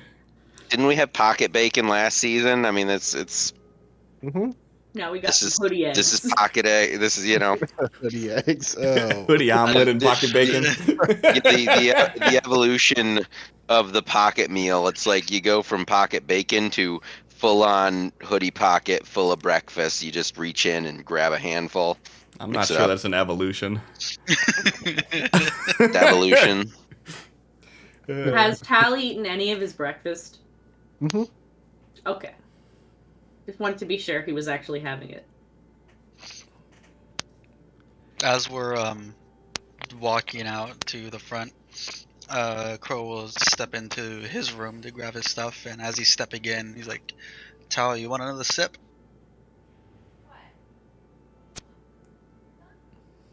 Grabs his bag, pulls out the cider, and takes a chug real quick. Maybe later. Son of a bitch, I'm in.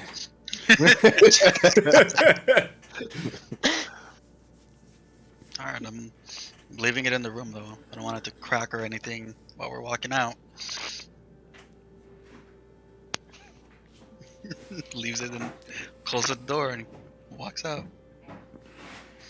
I'm assuming we'd have to pay for the additional day at the front desk before we continue so our room doesn't get cleaned out? Mhm. Okay, then that's what Kay will go to do. All right. Then we just roll the wealth. Oh. I will burn the savings die. Okay. Then you don't have to roll.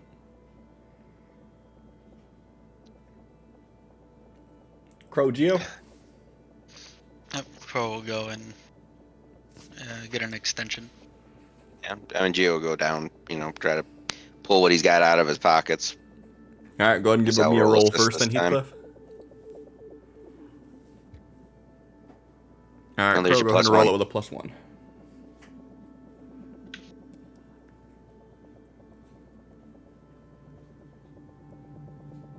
All right. You lose your wealth die. Yep. Between food in the rooms, you are pretty much tapped out. Well, I was at a 6. That drops me down to a 4. Oh, right? okay. Yeah. All right. Still have the purple synth pad drum pad in my inventory. Hey, man, you could probably sell that for some good money. How much till can I get for that? I don't know how the fuck you made it all the way here with that, but Don't worry about it. where were you carrying this?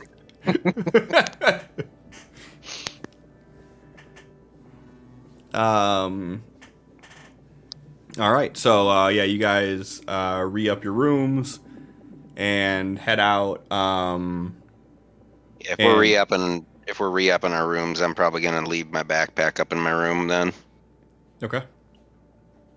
That thing is heavy.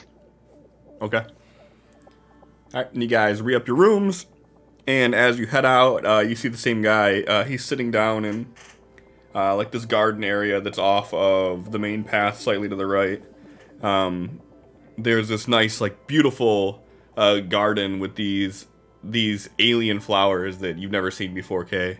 And there's like these stone carved semicircle seatings, and it's that same type of stone that the ground's made out of, which is like not of this world. And he's sort of sitting there. And he sort of looks up and he's like, I was just debating if I was going to leave or not. Wasn't sure you guys were going to make it. Good morning. Sorry we were running a little late. So did you have time to talk to everybody? What's the consensus here? We're in. All right. Fucking John. I'm here. Mm-hmm. You ain't there. Don't lie to me. Mhm. Cast invisibility. We're good. When you guys say you're in, he specifically turns and looks at John. At Tal, not at John. He doesn't break the fourth wall. John's here? He breaks the fourth wall. He looks at the camera. he looks at Tal, and he says, "We do this with a brule." And a brule is kind of like a sacred handshake that the Aberrant would do to make it like a binding agreement. So he looks at Tal and says, "We'll make it a brule," and his eyes start to glow with this pale blue light, and you see all the veins in his hand start to glow, and then he reaches out for Tal like he's gonna shake his hand. This is standard custom stuff, right? Yeah, this is stuff that you would see more in like higher class society. Yeah. He will return the gesture. So you see Tal's eyes light up, his veins start to glow, they grab each other's forearms and they shake, and for a brief second there's like this teal color as their two essence combined with this handshake. And he says, "All right, follow me so we can talk in a little bit more private area." And he gets up and he starts walking towards like the market area, and then he turns down this like cul-de-sac, and you guys notice that like as you're following through to this area, like the major crowd and everything is in like the central part of the city. And the area that you're walking into starts to thin out a lot more. And when you get to like where this cul-de-sac is, it's just the 5 of you that are there at this moment.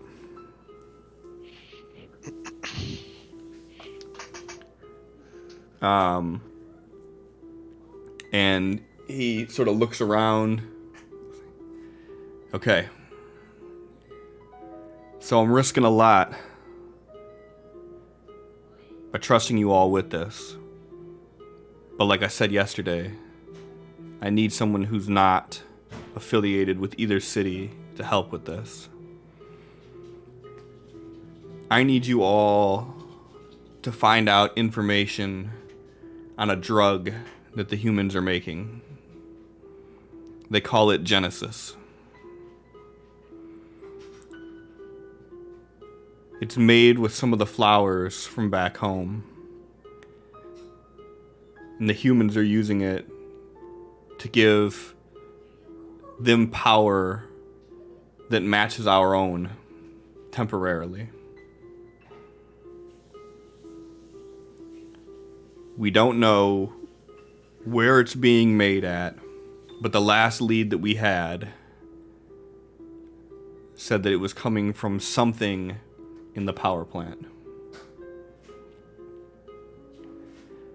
So, what I need from you all is to try to figure out who might know, see if you can get in good with anybody there. With you being a mixed blend of human and aberrant, it should kill the suspicion a little bit. But don't just go asking about this stuff. Now, I'm sure you all know that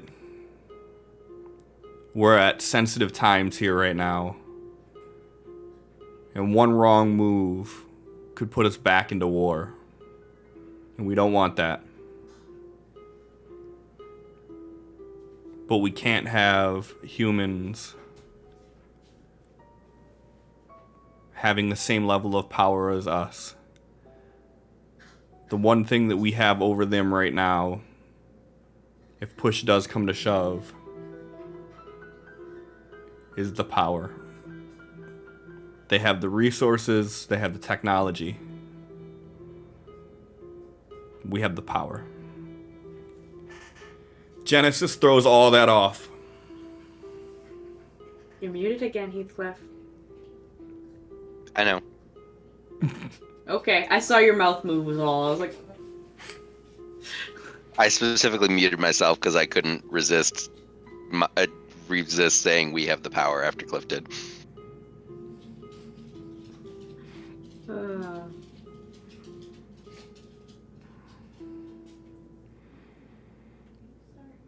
in the mind link to Tao, Kay would just bring up. Okay, What this exactly? sounds. Oh, sorry. In the mind link to Tao, what exactly does he mean by the power being different? I understand as a Kirsch, my abilities are limited, but I assumed that was due to the amount of time I've had them, that I would be probably on par with an intelligent 5-year-old.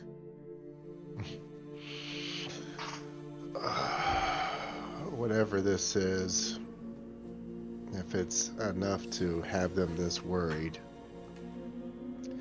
that means it is providing them with a significant boost that makes our abilities not so much a deterrent for humans anymore.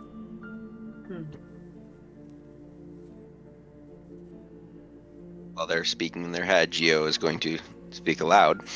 All right, that's great. Yeah, we can do that job. I was worried this was going to be something like morally questionable, like reporting to you on performance enhancing drugs. I'm a lot more okay with that. I mean, the money was good either way, but this is like a lot more like not as morally questionable as I thought. I like this. He just raises an eyebrow and looks at you, and then he kind of slowly like slows his gaze over to Tal.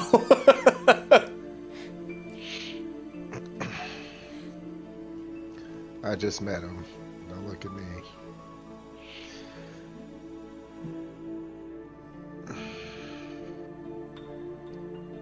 So, this is...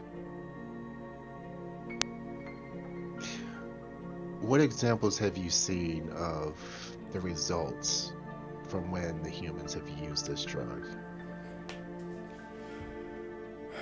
You've traveled the path between here and New Eden. The buildings? That wasn't all us.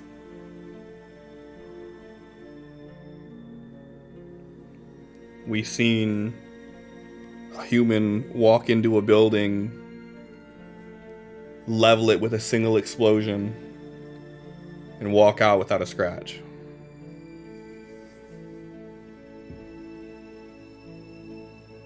We're talking abilities that you and I had to study a lifetime with just a hit of a drug.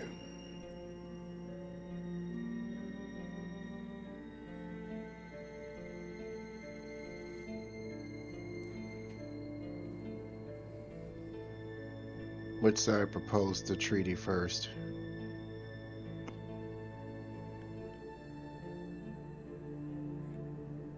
Honestly, I don't know. I think the treaty's bullshit to be truthful, but it was a big publicity. Our elder, their governor, when they had that determination that it was going to be peace, they came together in that in-between area and they made a big show of it.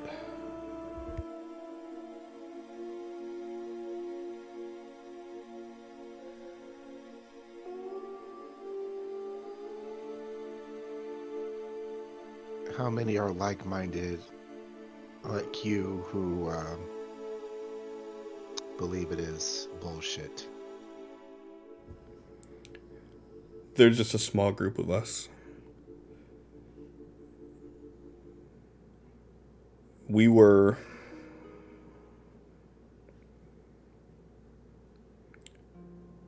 servers of the royal court back home.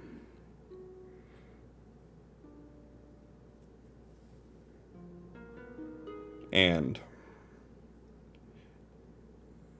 we've seen what that power can do to corrupt. And if that power can corrupt us, who dedicate our lives to it. Someone who's never learned to control, never learned to harness this energy being granted this unlimited power. It doesn't end up well for anybody.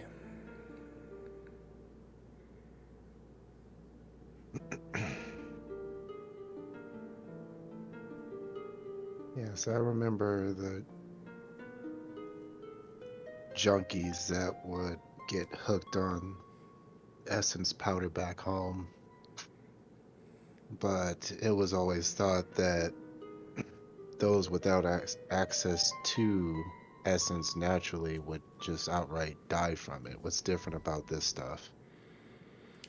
That's what we want to find out. We don't know how they're making it. We don't know where they're making it. We've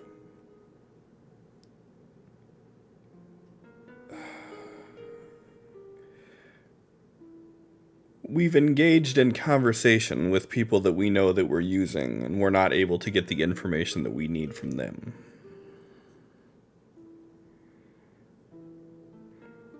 So, this is gonna require a longer game approach than what I would like it to. But if we can figure out where Megan went. Yes. I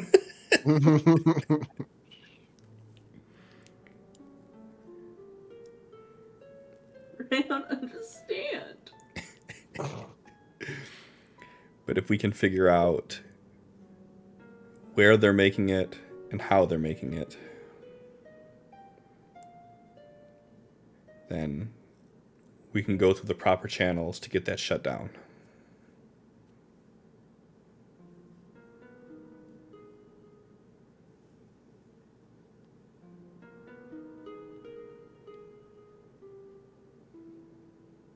All right.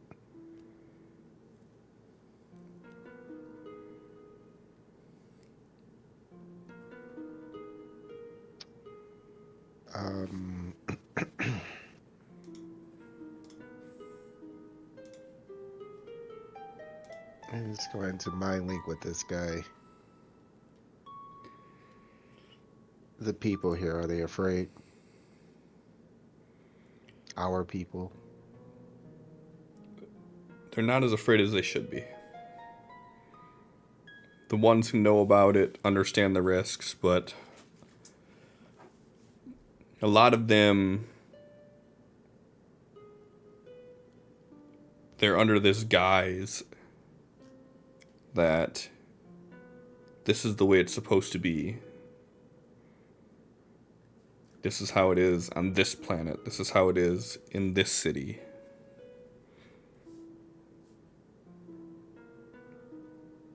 But anyone who's seen the effects of this, they understand.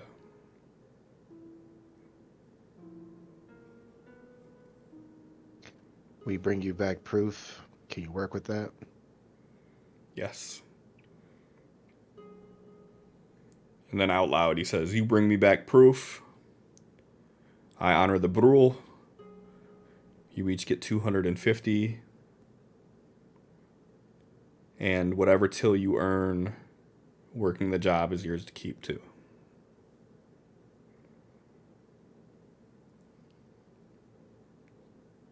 He just nods.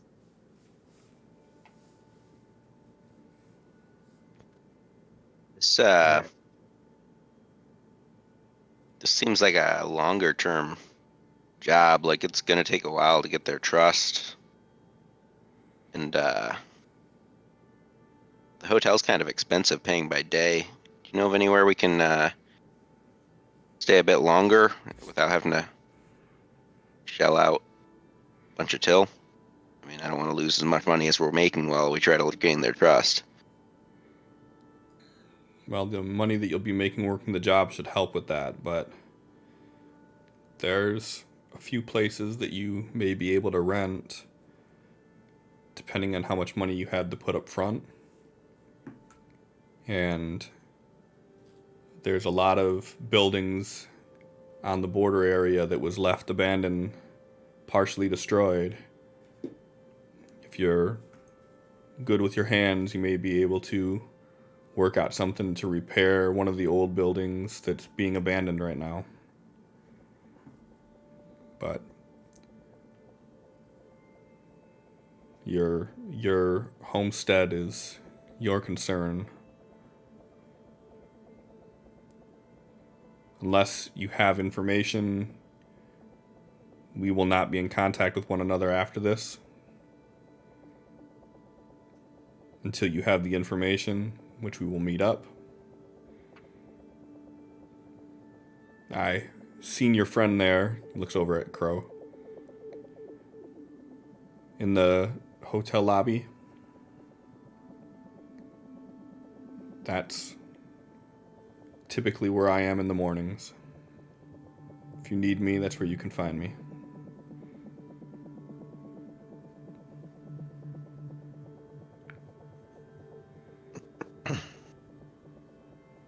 Any other questions?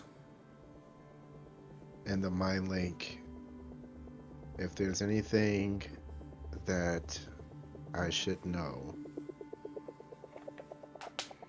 tell me now, because if I find out later, I'm pulling out.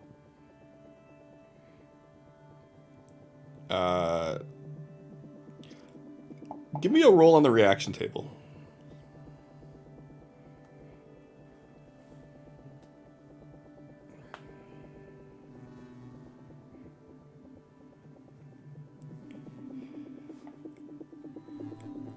I'd advise you not to pull out of a brule. You know what that means where we come from. We are fairly keen on keeping the old traditions alive. This is one of those traditions. That is correct, but that is provided that you have given me all the information pertaining to it. I have given you everything that you need to know to do this. We just need to know where it's being made or who's making it so we can take the next steps that we need to getting this shut down. Other than that, be careful around the humans who are doing it. If any of them catch wind that you're onto them, then you have to deal with the equivalent of a toddler's control and a grandmaster's ability. Understood. Then out loud he says, I've got no other questions. Are there like bonuses for initiative? Because like, if we can like get a sample of the drug, would you pay for that? Like, just saying here, can we put in the extra effort? Find me the information and I'll pay you your money. All right, just adopt. Got it. Okay. He looks at Crow. Doing all this to stop the production, right? Do you want to see someone who doesn't know how to control their ability wield something more powerful than you've ever seen in person? Actually, here's a question. You said that the humans are using it to get like ability, to get power. Is it humans that already have power getting more power? Like, is it Kurish, or is it non-Kurish humans like suddenly getting the power, or is it both? Like, just wondering, is it like, are they using it on humans that are already touching essence to amp themselves up, or is it giving access to essence to humans who couldn't even have access in the first place? It's giving people who have no connection with essence abilities. Okay. This would be the equivalent of a child with a rocket launcher. Yeah, no, that's bad idea. do wonder if they are able to maintain the gift of the essence after it wears off in any form. Not to my knowledge. Once the drug wears off, they can no longer tap into it. Fascinating. But your friend here can tell you, looks over at Tal, getting a taste of power like that is not something that someone does only once. And the only thing that we knew of back home that could do this killed people who couldn't contain it. We have no insight into deaths related to overdose or deaths related to side effects of this. But we have witnessed firsthand the deaths that are caused by it.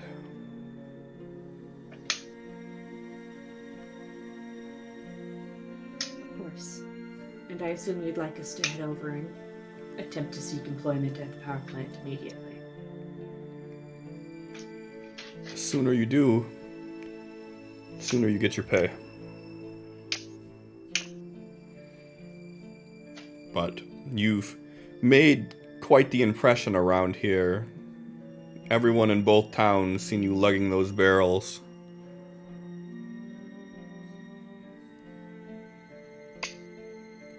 What's that human saying? Strike while the iron is hot? That is one of the many sayings.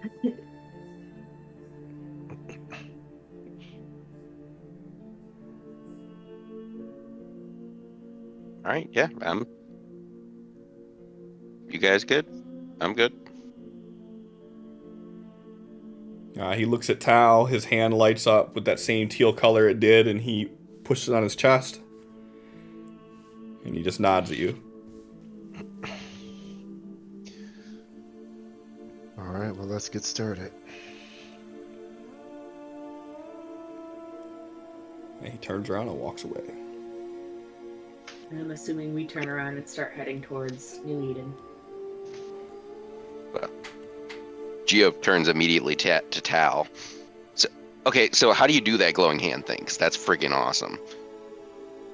Like the way it like ran up your hand and then your eyes glowed.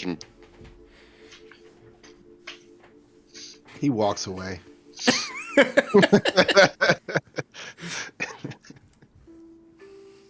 As they're walking, Kay's just gonna kind of turn to you.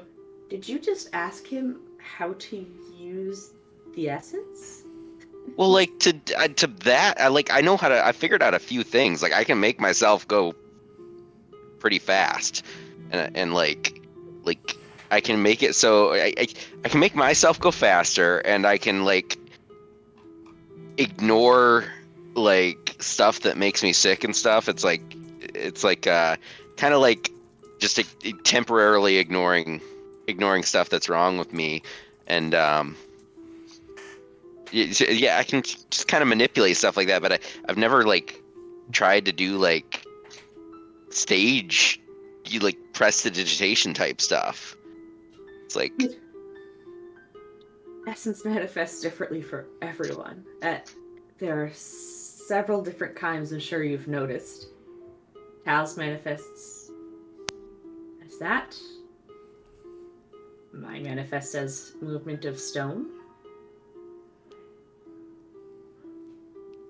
Gotcha. What does yours do? I mean, mostly it speeds me up or slows me down. I kind of figured out how to get that, like, to speed up the area around me so that bullets kind of slow and deflect off a bit. It's like I make stuff go faster or slower, kind of. So are you talking speeding up or slowing down the object itself? More like Or the time area it's dilation? going through. Kind of time, yeah. Okay. In the mind link, has he been shot at a lot? It's been 18 months and 18 months of no law. In the mind link back, Well, we've been shot at a lot, so I can only assume that he's met some assholes along the way as well.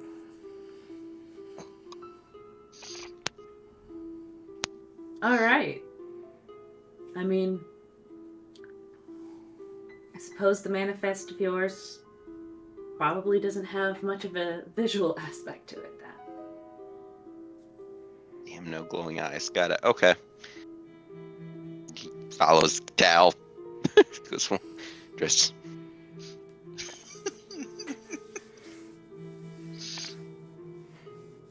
I like how Crow's just there for this shit. Yeah, he just sat in there like listening in on this. Like, this is great. Pretty sure Crow just sitting there with like a Slurpee. My personal headcanon is like somehow Crow always has something that he's just happily eating or drinking while we're all just doing shit. So He's just there off to the side, like we don't know how he got it, when he got it, but he's just sitting there with like a cup of noodles, eating it with chopsticks, and we're like, I was just jealous of that ability. yeah, he does have a lot of trail rations. So constantly like picking like seeds or something, just munching on. Okay, so like, do we have a? Still looking at Tal, who's like walking, not looking at him. So like, do we have a plan? Like, should one of us pretend to not be churish and like be interested in powers so they might approach us about the drug, or like, or are we just gonna like sit there? Like, I don't know. I'm not. I've never been a spy before. That's how I've always faced it. Don't really talk about my gifts with others, unless I'm forced to do them in front of them, or if they're asked and I trust them. You're pretty good at hiding it. You have good control. Cal's taught me pretty well. She's walking as well at this point. No overloads. Oh, so you'll teach her. Well, I'm sorry, have you been traveling with him for over a year? Fair.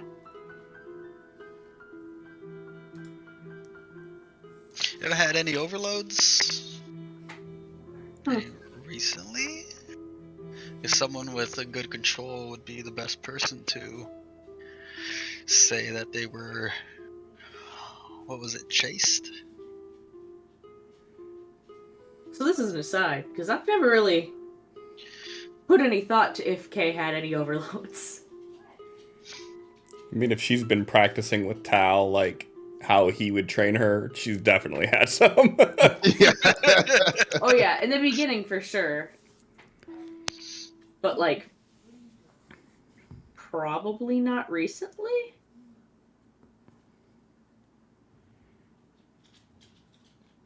I don't know. I'll just go with... I haven't had that problem in quite some time. That definitely, to start, that was an issue. But no, I won't be causing any earthquakes anytime soon.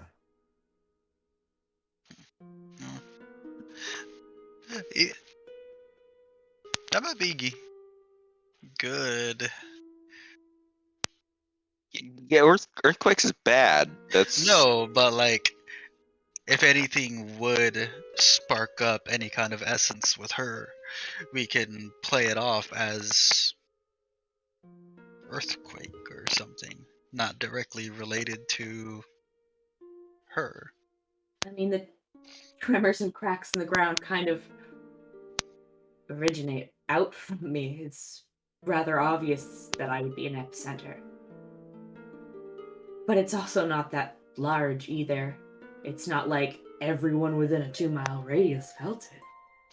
No? That's what he said.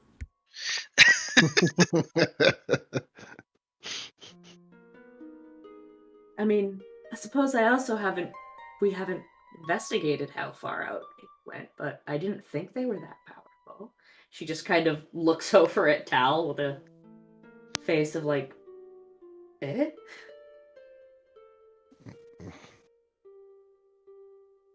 We will push your limits when it's time. Now it's not one of those times. I didn't think it was. It was merely asking the intensity of my overloads when I did have them.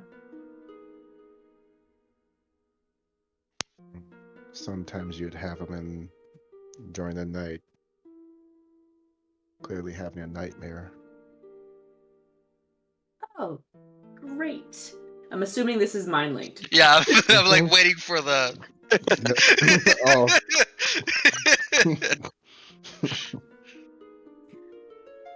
She just audibly sighs. It's like, they don't appear to be useful. Or it's like something that could be played off as anything but myself. But again, this hasn't happened in a while. It's been quite a few months. All right. So, you think we should go to the power station then and get ourselves some new jobs? Weren't we already walking there? Oh yeah. Just stating our intent. Also, Yes. we're putting a stop to manufactured, right? Not changing the manufacturer. I mean, that's Because the hope. nothing was mentioned about if any aberrant were. I would assume we're putting a stop to it. I mean, I offered to try to get him a sample, and he didn't seem interested. If they were interested in replicating the drug, I would think that he would have, did that. Okay. There is the risk of it running into possible profits for those who have other intentions for them. It was initially designed, at least the one that we knew back home, to be a means of re-energizing one's essence when they in an emergency. But they quickly found out that the addictive properties and the side effects were not worth it, to say the least. And it was outlawed.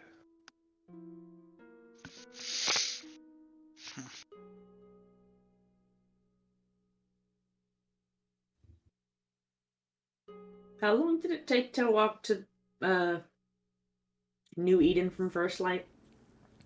20 minutes? Yeah, depending on where you're at in there, it's between 20 minutes and an hour to get from one side of the city to the other city. Okay.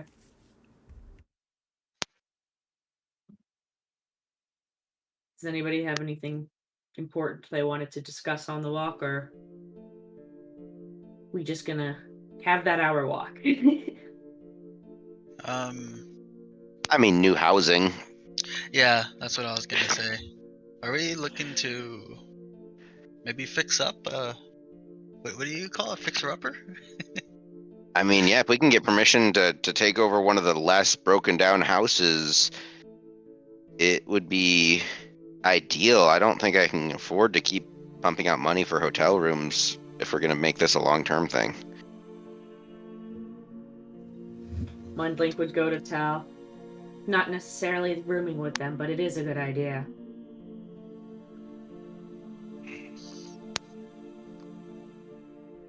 Like, you said you can move Earth, right? Could you, make a hat? No, because then that's pretty obvious.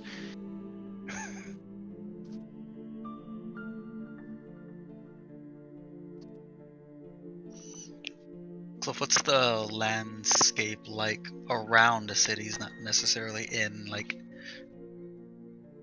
the destruction zone? Is it like woods, or you're muted?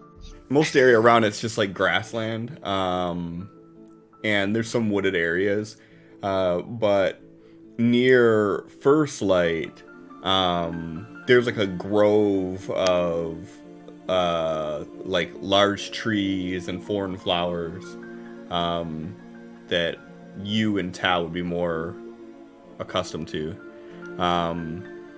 and vivid green grass.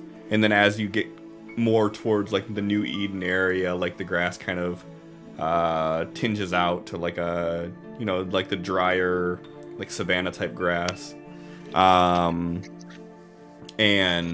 a lot of trees and whatnot there too. But yeah, so it's just woodland, grassland. If housing turns out to be a bigger issue, there's a few wooded areas we can go and set up camp. I mean, I've got a tent, but I don't think I would want to sleep in it for an extended period of time. But yeah, if we could like build something, I'm not sure I could build. I mean, like I've built like a 2-dimensional house, but I've never built like an actual house. Kay's just shaking her head. And why would we build something when there's already structures with roofs over our heads? It's nice, the night breeze, sounds of animals, stars overhead. Sure, we could pick a home. You guys could pick yourselves a home on the outskirts if you wanted to. Crack a window, listen to the animals. Whatever you choose. I think I like being closer to town. I don't know. I've met some of the animals that are in this place. Like some of them are larger than reasonable.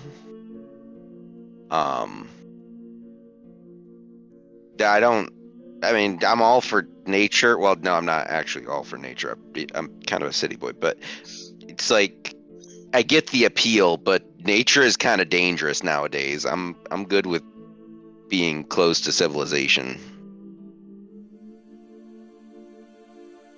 No. Okay.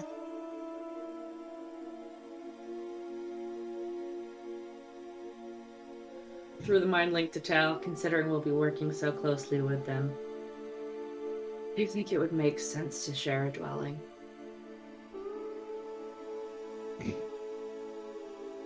Fine.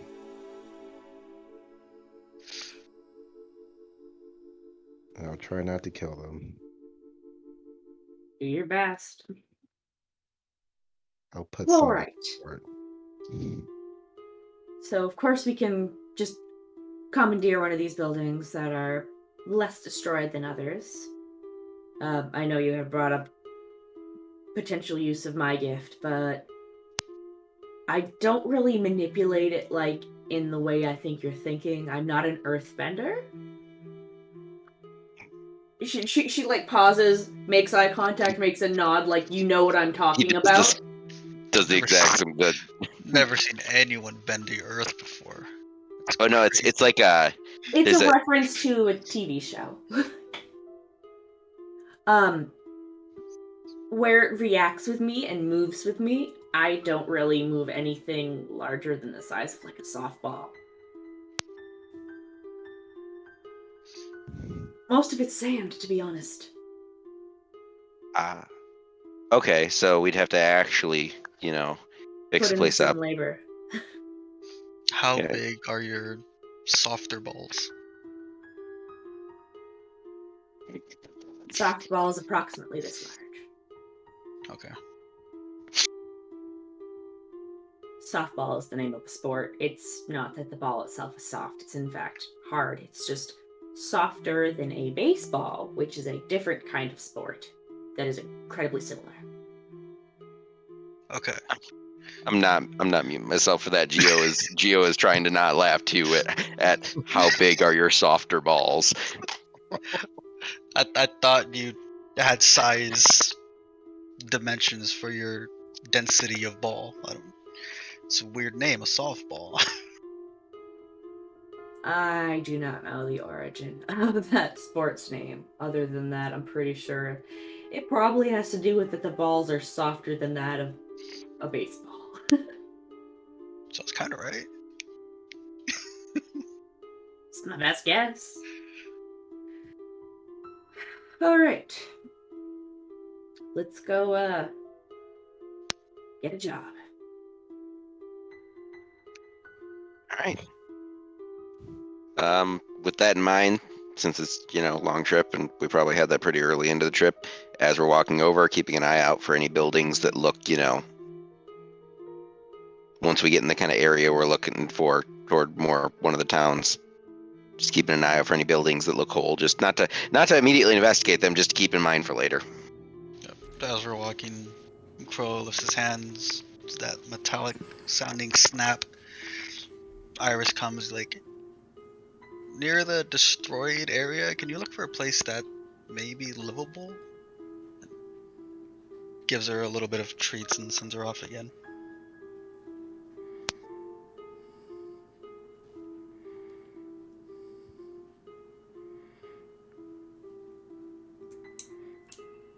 There is one concern, though, with getting, building our home in that area. It's a really bad place to be if these two towns do start going to war again. And we don't live there if they start going to war. Yeah, okay. We just leave then. That's fair. Okay. It didn't seem like it was a permanent solution, just want a less expensive temporary.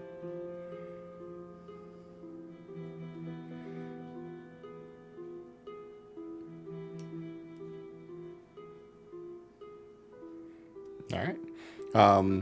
As you guys get to that area where the buildings are kind of war torn, I mean there's a lot of them you see there that look abandoned, that look like they're mostly intact, that you take note of as you walk past. And as you guys make it to New Eden, you go through that opening gate again and through that large marketplace where there's a community garden. And almost like on its own hill, its own pedestal, you can see the power plant off in the back left corner, as you guys kind of meander through the streets and get to that area. And as you start walking down this kind of jutted path, which breaks away from the main street towards the power plant itself, you come across a field of white flowers, and on your right hand side is a large like orchard of apples, and there's 4 men that are sitting around in this field eating lunch, all of them wearing like what you would consider like construction worker garb, sort of like, gloves. They got hard hats, but they're off to the side while they're eating.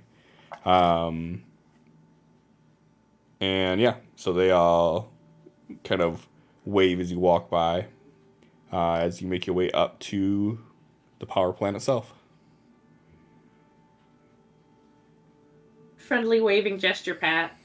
Are these white flowers of the earthly plane or of the garden? Earthly. Got it. Yeah, Kay they're like probably daisies. Kay would probably end up picking one, spelling it, carrying it for a little bit as they walk, and then eventually dropping it off to the side before they make it up to the building.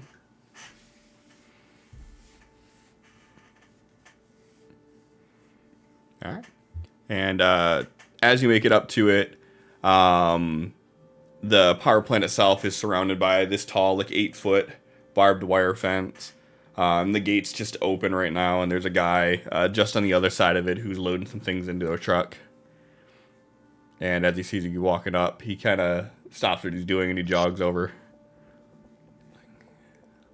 Can I help you guys? Good morning. I heard that this was a good place to start if you were looking for a job. Yeah, you heard right. We have some of the best pay, but it is tough work. Were all 4 of you looking for jobs? Yes. Because last I heard, we don't have 4 openings. I think that we only needed 2, to be honest.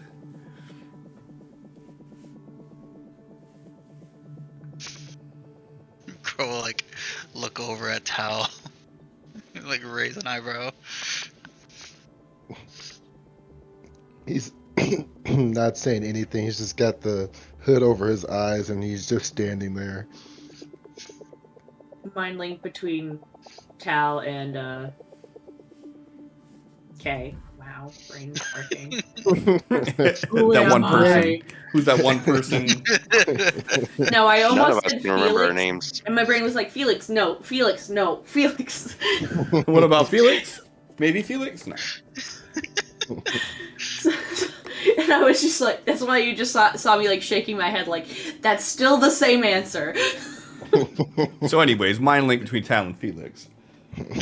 Exactly. I didn't realize Swade had speak with dead. Aw.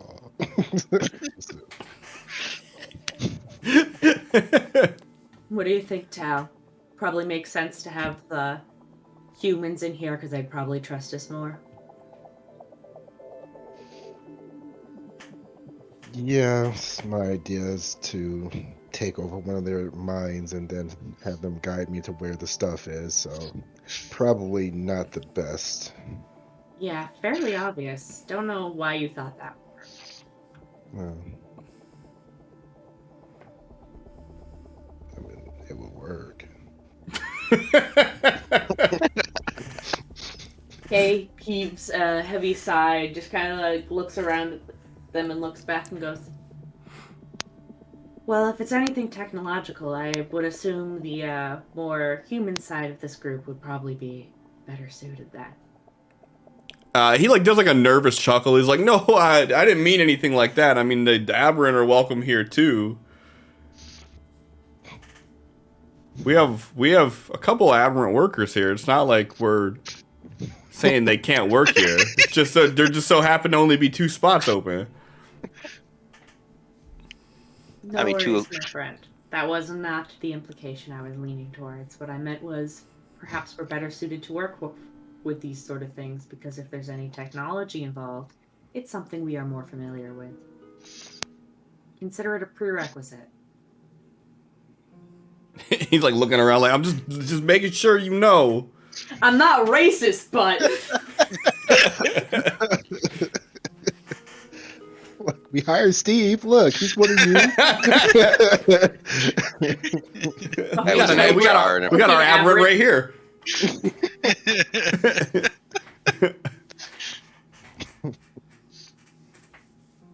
I mean, you have spots open up occasionally, right? So I mean, we could start working for you, and if you have more spots open up, we can let our friends know to come back, right?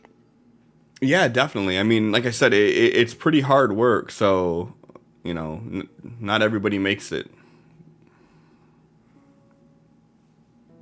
Oh, high turnover? As long as I don't end up with a boss like I did back on Earth. He starts laughing. He's like, yeah, I mean,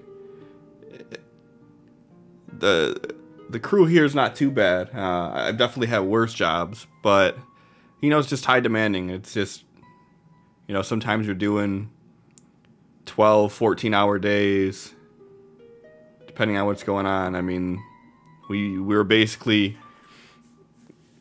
to my knowledge, the only working power plant in over 100-mile radius from here. Then it's important work. We better make sure we're doing it right.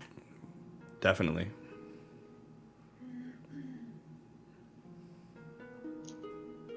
So, is there anyone specifically we should speak to about employment, or are you the guy? I'm just a guy. You want to talk to JD, probably. Yeah, I mean, if you want, I can take you inside to where he's at. He can kind of go over, you know, what's available, and, you know, maybe I'm wrong. Maybe there are more, but last I heard there was only 2 slots open. I say we all go in to be hopeful, but we'll take what we can get. All right. Well, Alright. he kind of like nods over at this like metal stairwell. It's like 4 stairs up to a door, and he's like, we're just gonna head right in here. Following. Same. Yep. All right. He walks aside. He opens the door for everybody. You go inside, and it's like a really dimly lit building that has kind of like the smell of like burning metal, just faintly in the air. And you walk inside, and there's like a reception's desk that's just empty. And he takes you down the hall a few, and then on the left-hand side, there's an office he kind of pokes into, and he's like, "Hey, JD, there's a group of people here looking for some work. I told them we only had like 2 open, but I don't know, if if there's more, He's like, all right. And he kind of like just nods at him, and he's like, all right, everybody, come on in. Heads in. Kay And walks in, chipper expression, smiling, nodding, extending her hand to shake JD's. Hello, I'm Kay. It's nice to meet you. he shakes her hand. He's like, okay, JD, nice to meet you. And he's just sort of like looking at everybody. Geo walks forward and follows Kay's example, offering his hand. He shakes her hand as well. Geo, nice to meet you, Diddy. Likewise. Crow like hurries up and does the same thing. Crow. He shakes her hand, and he gives you kind of a weird look. He's like, you got a hell of a grip, man. You need someone to lift stuff? I got you. That we do. Hal steps in and he's just standing there. He like reaches his hand out and then kind of slowly pulls it back. He's rather quiet and isn't big on germs. I haven't met any germaphobes in a while. It's an interesting quality to bring with you. So anyways, yeah. So we do have a few spots open. As far as just general labor goes, we only have 2 slots. But if any of you have any particular knowledge when it comes to electrical grids or computer terminals, we do have a specialty position open up as well.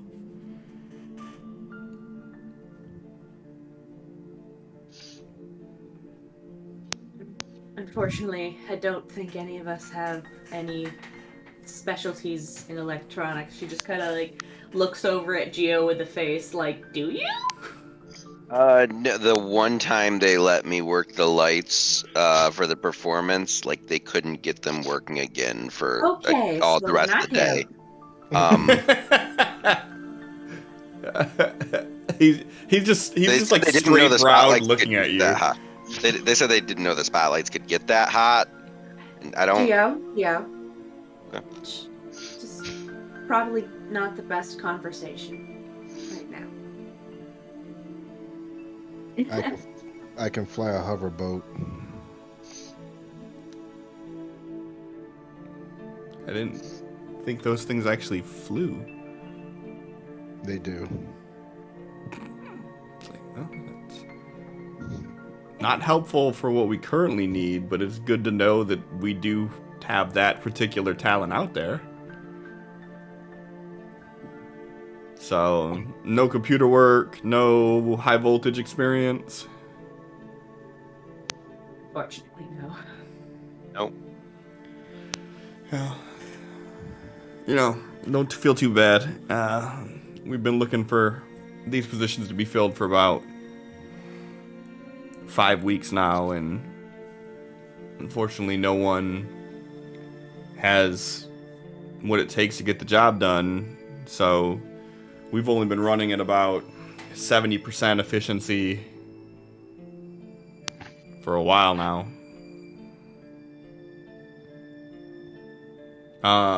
Sorry, as far as it goes, I only got enough pay to be able to afford 2 of you.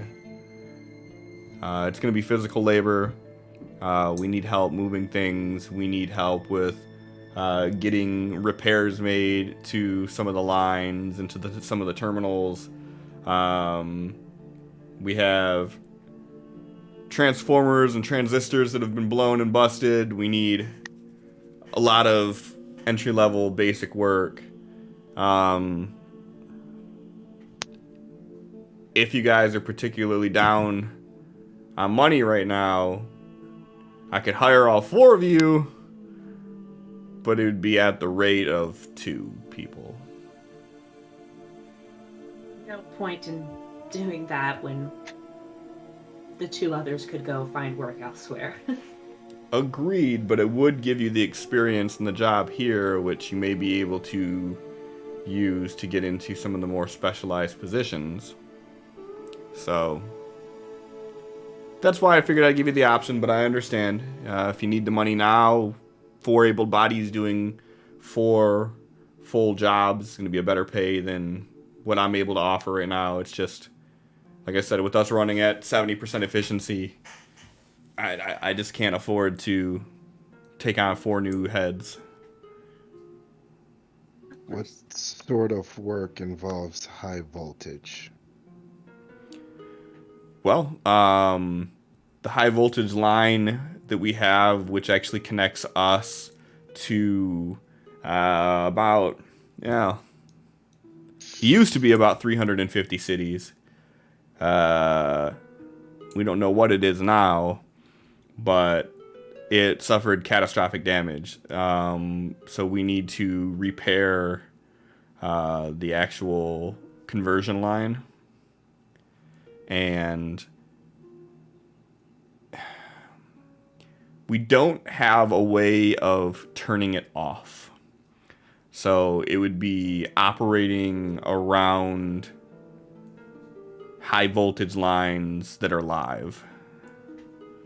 But if we can get these areas repaired, then it means that we would be able to provide power for potentially thousands of people outside of this immediate area. Not to mention us here too. So repairs. Repairs, unless you know some other way of doing it in just manual labor.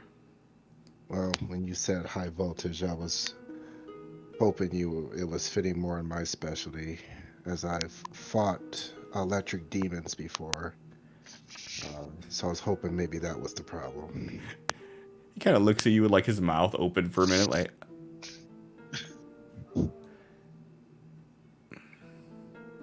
Multi-talented.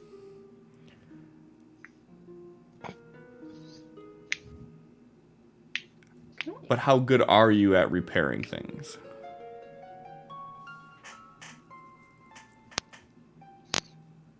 I can try. I'm sure I'll figure it out. Give me a persuasion roll.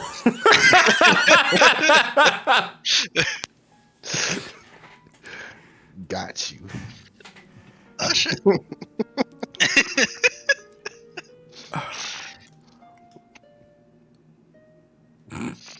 Hey. He's like,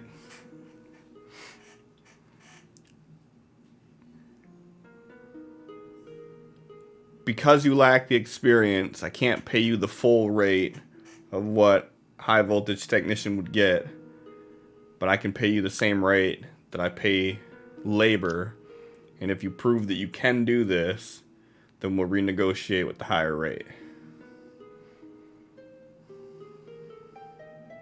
Looks at Kay.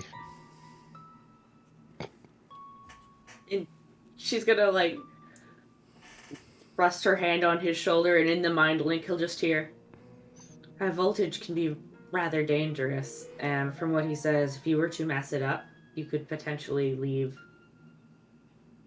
all of the cities and towns that this is operating with without power. So if you feel confident that you can repair something like this, then by all means.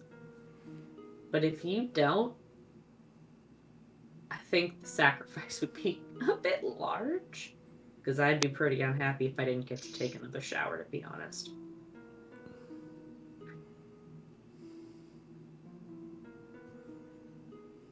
Looks at the guys.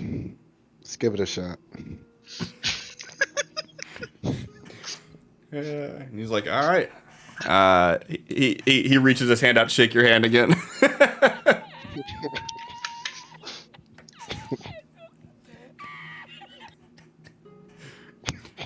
Yeah, and then it's dangling there for a second. He slowly pulls his hand back.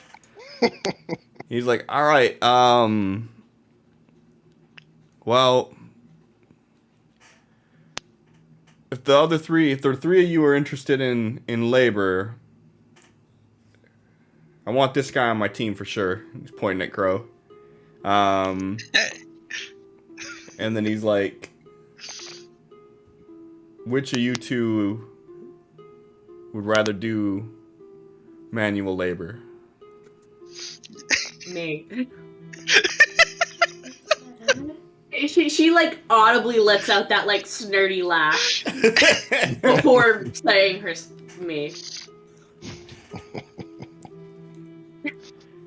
You are muted again, Heathcliff. I gotta stop eating Oreos or something. All right. Especially with toppings. All right. Yeah, he's like halfway to raising his hand before Kay raises her hand first. He's like, okay, yeah, I guess I'll look for jobs in town. Like I said, I can put you on at a lower wage, but right now, I think we're at capacity. All right. I mean, if a spot opens up, one of them can let me know. In the meantime, I'll see what I can do. And get housing ready. That's a good point. Yeah, I can go house hunting for us. Hey, do you know the logistics of like taking over one of those abandoned houses on the edge of town? Is there like a licensing company when you talk to? Like, do I need to talk to the city about getting permits, or do I just like stick my flag in the ground and say this house is mine? No, I think you'll find that both First Light and New Eden have a fairly competent structure as far as control would go. So depending on which side of the line you're trying to get on, you'd probably want to talk to someone with the housing ordinance in the governor's office, or someone, I'm not really sure what the pecking order is at First Light, but just knowing that there is a pecking order to deal with, it's good to know. You know, wouldn't want to get in trouble. I mean, it's you know, HOAs are hard enough to deal with when we have a federal government backing our rights and whatnot. So yeah, well, I hate to deal with them during the apocalypse. Last I heard, couple thousand till for a house. If you're trying to fix one up, I'm not sure what that would go for, but new homes are a couple thousand till. All right, I'll go look into it. So Gio's gonna hear Kay's voice in his head. Anyways. It's just initially, don't freak out. I'm using my essence. Freaks out. No,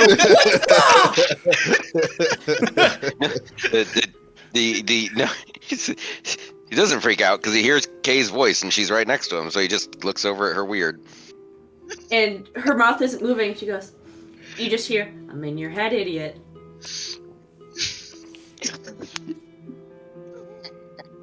You can think back to me. Okay. Boobs. Can I not think back to you? Are you? You can choose to communicate with me in this manner temporarily. What I'm Okay, so trying to say is, although it might be for a lower rate and it would be nice to have more money, we are kind of looking for information here. And since he did mention, hey, I can pay you like a lower wage and maybe we can just call this experience and we'll look for moving up that way. We do have to keep in mind the whole point of being over here is, in fact, to be in here to gather more information.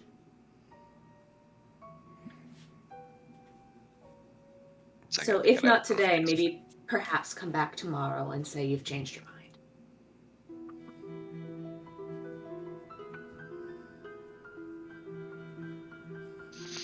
All right. So he's like, yeah, you've got a good point. I'll ask him.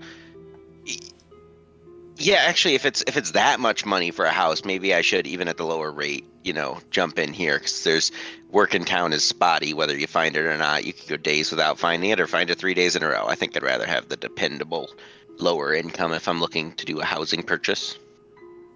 Okay. And then if any of the newbies don't make it or anything goes down and someone quits, then you could take over theirs. What I can offer for everybody here would be 25 till a day. I'm only able to do 15 for you. If you work longer than a 10-hour shift, then that goes up to 35. And I'd be willing to go as high as 20 for you.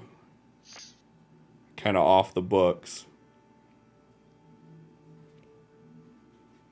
And he looks over at Tal and he goes, and if we can get you starting to work on some of these high voltage lines, you'd be looking at probably about 50 till a day.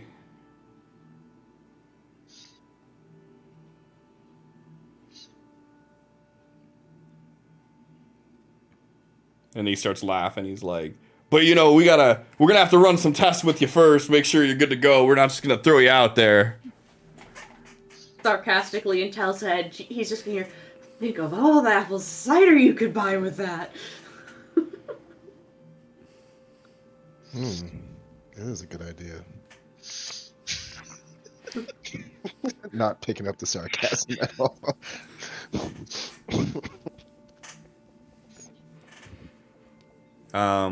And he like jots a few things down on a clipboard and he's like, if you guys can start today, we need the help today. That was the intent. Absolutely. We'd love Yeah. to. You won't be able to get a full shift in, but I'll pay you for a full shift. We'll call it a trial run. Some people don't make it for a full day, so.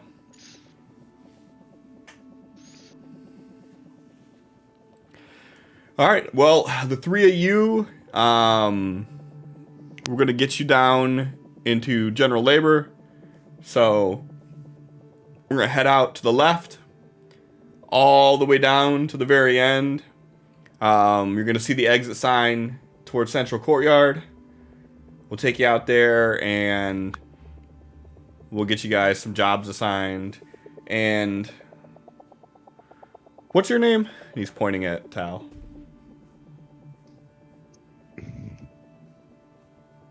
Just Tal is fine. Tal. You kind of hang back with me after we get everybody over there, and we'll get you over towards engineering, and we'll see what you can do. He nods.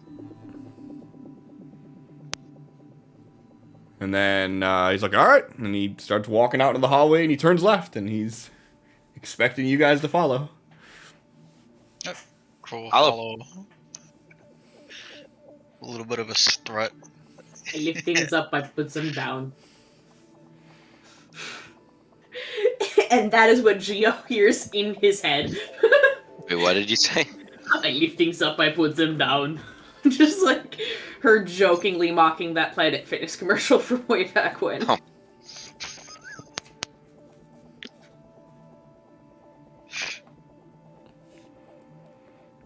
Anyways, you'll be able to hear me in here. and communicate with me like this for like a half hour or so. That's cool.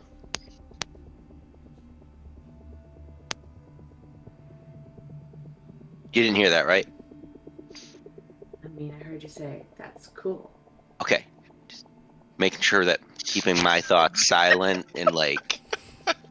Yeah, that can be difficult sometimes, especially if you get really excited, then you accidentally overshare. Yeah, just keep it PG-13, please. Thank you. She's just like, Why would you say shaking her that? head. That's like the exact opposite thing you need to say to keep me to keep it like. It's like saying don't think of purple elephants. She's just smiling and shaking her head because it's funnier to watch you struggle. Oh, I see. That's how it is. The Pornhub theme. I'm sure like Tal's caught like a couple emotions flying across Kay's face, and she's just gonna like pop into Tal's mind. I'm totally messing with Geo right now. Have fun, I guess.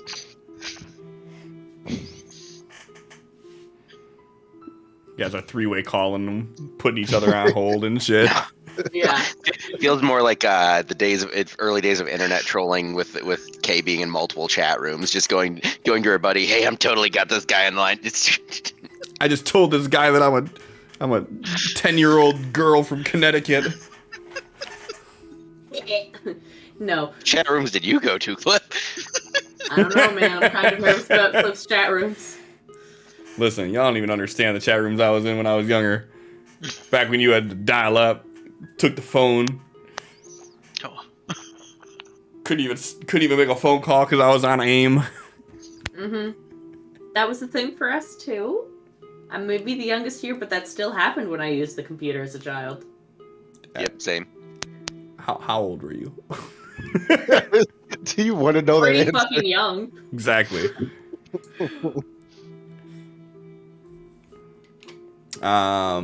So he leads you all down the hall, all the way through this building.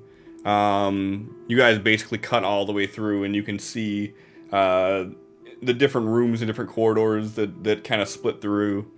And then he takes you out into this like courtyard area, and there's like this like rusty shack that's kind of in the middle of it. And he's like, it's the crew quarters there.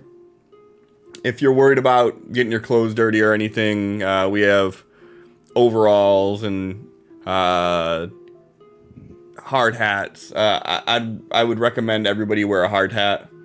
There's no OSHA. We're not going to force you to do it. But it's for your benefit. Don't steal any, though, because we'll have to hunt you down. Joking. But yeah, inside, there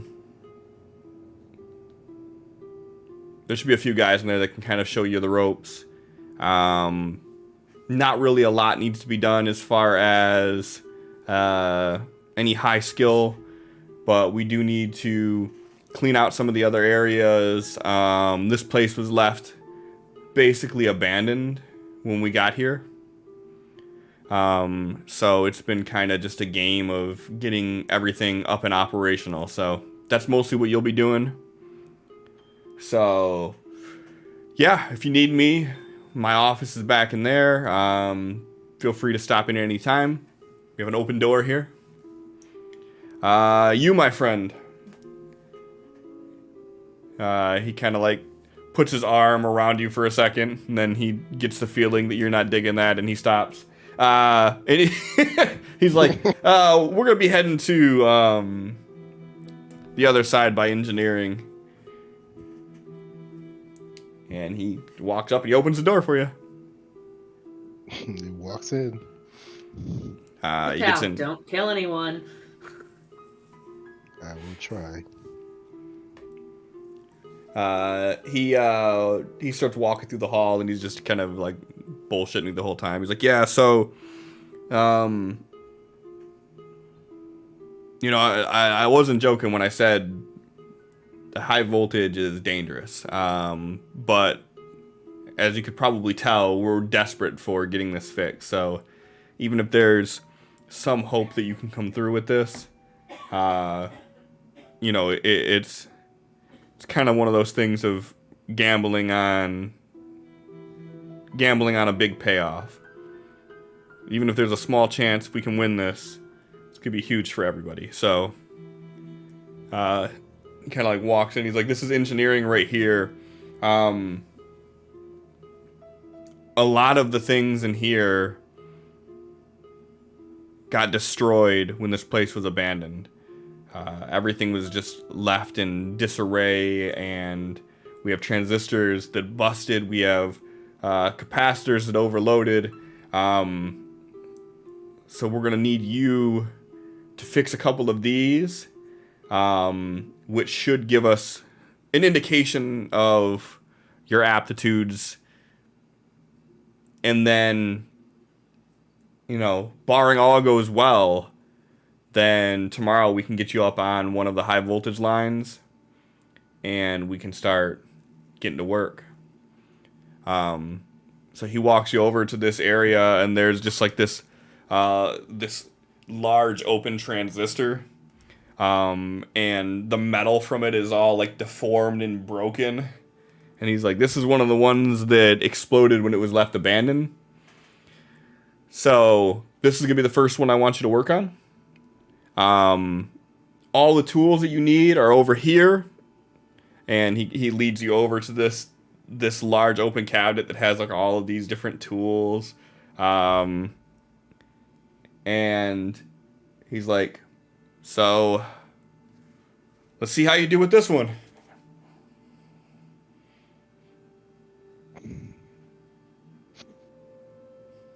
Replacement parts.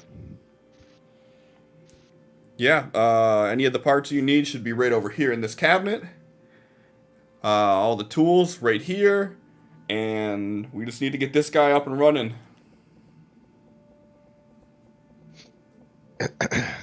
Yeah, Tao's gonna go look at like the meters and everything. He's gonna start trying to judge how much power is trying to flow through there. And then he is gonna find like pencil and paper, and then he just starts doing math. Okay. And like he's not saying anything. He's just looking at things, looking at gauges, looking at how things are rated, and he just starts mathing it all out. Sure. Give me a smarts roll.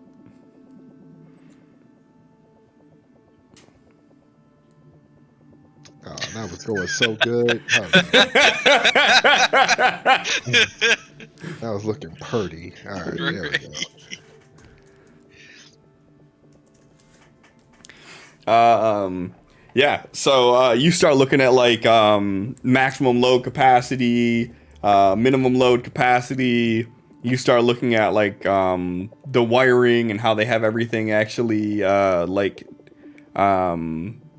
like daisy chained together inside of this room with the transistors that are still intact. And you can kind of see like what caused the overload just based on like the flow capacity of everything. So yeah.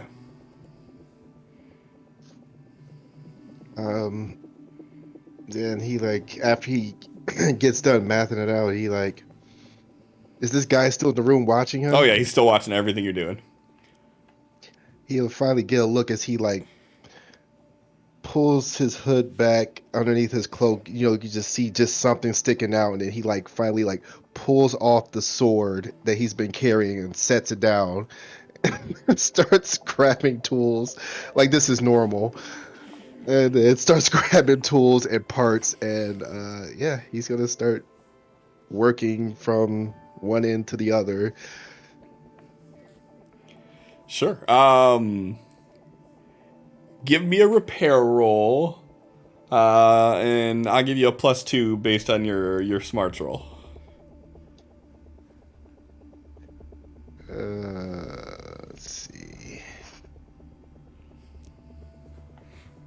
Look at him looking at all his adventure cards now. That's yeah. Wait. Shit. That is. Hold on. We'll try one more. Come on, unskilled. What is with this one? Okay.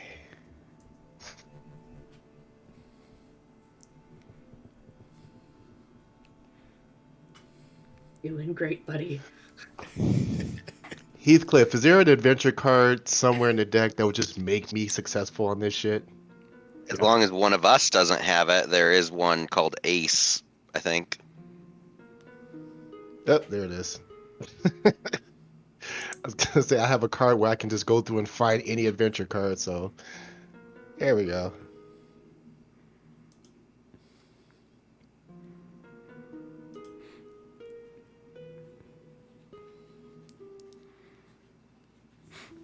Yeah, that's funny. Makes the face like it isn't just part of the game that we get these fucking game-breaking cards. Well, no, I think it's hilarious because, like, this is him doing, like, the entry-level work, and now he's got to go do the actual big boy job afterward. Like, he faked his way through entry-level, and now he's, like, be sitting on a 150 feet in the air on a high-voltage line, like, all right, go ahead and fix that one up there. He's like, yeah, I got this. I just tap it with my sword a few times. What happens if I... Okay, don't do that.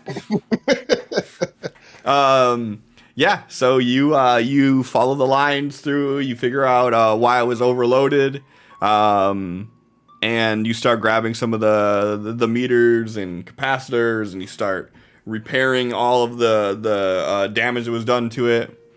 And after you're done, he's just kind of sitting back looking, and when you like give him the indication that everything's done, he's like, all right, let's see if she holds. And he walks over to this instrument panel, and he turns a key on it, and he hits a couple buttons, and then he's like, you might want to stand back from that. And then he flips a lever up, and all of a sudden you see all these capacitors in here start whirling, and the electricity starts arcing off of them, and then from one to another you start seeing and then it finally hits that last one, and it holds its current. And you start seeing the electricity sort of arcing off of it into these coils in the ceiling. And he's like, well, I think we got ourselves the right man here. He just picks the sword back up, puts it back on. He's like, all right, well, I'm good with this. I'm not going to be able to get you on any high voltage lines today. I'll pay you for a full day's work. But I don't really have anything else for you. So if you want to help your friends out with doing any sort of general labor or anything like that, you're more than welcome to. If you want to just head home, you're more than welcome to. Whatever you want to do, feel free to explore the place. Get familiarized with it. You'll be working here pretty intimately. I'll go get familiar. All right. Well, you know where my office is if you need me. And he reaches in his pocket and he sifts through a couple till, and he throws 50 till at you. You don't like throw it, obviously, but you know. He's like, take it, filthy peasant. Bitch. He'll pull out like a little cloth to accept it in. He's this germaphobe. Right, forgot. Sorry about that. Covers it up and puts it in his pocket. He's just go exploring. What do you currently have right now for your wealth die? 4. Go ahead and bump it up to a 6 and give yourself a savings die.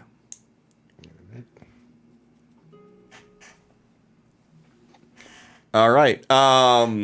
Three of you, you're all doing general labor. After grabbing some of those overalls and hard hat, I'm not getting my hoodie dirty. Sure. She lives in a crop top. Of course she has overalls on. She needs something to protect her in case something goes wrong. Yeah, she's got her PPE on as well. Sure. Safety first, man. And then manual labor. I'm sure they have all the latest standards and safety equipment there. I mean, I just meant, like, we got a hard hat. If they have safety glasses, should probably wear them. We just need Megan to like use her PPE in real life. She don't do that. This is role playing, John. Don't attack me, okay? I only handled something that was fatal if swallowed without putting on a mask today. But did you swallow any? I didn't. It was in the powder safe hood. I didn't think it was necessary to fully suit up my work would have wanted me to. It's a good thing that your character in this game is taking more precautions than real you. Yeah. Real me has no sense of self-preservation. Also, I feel like her lab would have more like they have the hood and stuff. This place probably doesn't even have safety rails on all their railways, so. Yeah, it was in a powder safe hood. What's it gonna do? Come at me? I'm not gonna swallow it. Let me go fucking like stick my tongue in the reagent bottle. No. Ah! I mean, I think there should be safety on both ends, so I agree. Wear your PPE, but I'm just saying, you know, that the PPE is a little more important here since, you know, OSHA standards aren't being upkept otherwise. It's definitely more important in this fake fantasy world that we're living in than in real Yes. life. I agree with you, Heathcliff. I mean, comparatively with the situations in a vacuum. All right. Well, for you three, let's have a little fun with this. And we're going to make it a dramatic task to see how your first day is. I knew it. As soon as I said, let's have a little fun with this, like, here it comes. So is there like a foreman who's telling us the available jobs and whatnot? Yep. So you pretty much all three have the same jobs. So when you get in there, there's this kind of portly, older white guy, got a gray stubble beard, and he's like, fresh blood. Okay. Well, over here's the equipment. Get suited up. Find whatever fits you. If it don't fit you, we don't have it. We don't make special tailors for anybody. This is what we have. And I'll meet you out front. And we'll start moving things out of maintenance wing A. And we'll move it over to the storage wing. Yo, suits up. Same. Is Crow wearing his PPE too, or is he just going in like he came? You were just going like he came. Okay. All right. So he takes you over to the maintenance wing, and this place looks like it's been abandoned for years. And there's cobwebs all over the place. There's like some boxes and barrels that are in there. They have like a 1/4 inch thick bead of dust across the top of it. And like, all right, so we need to get everything cleared out of here, moved into storage, so we can start working on getting this place fixed up. So anything big that's stopping you from being able to get from this door to that panel, he points all the way in the back through everything. If it's not bolted down, pick it up and bring it out.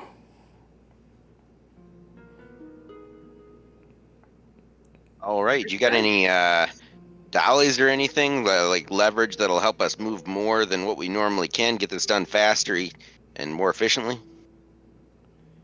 He like walks over to you and he squeezes your arm. He's like, "You got all the dolly you need right here." There's not much arm to squeeze.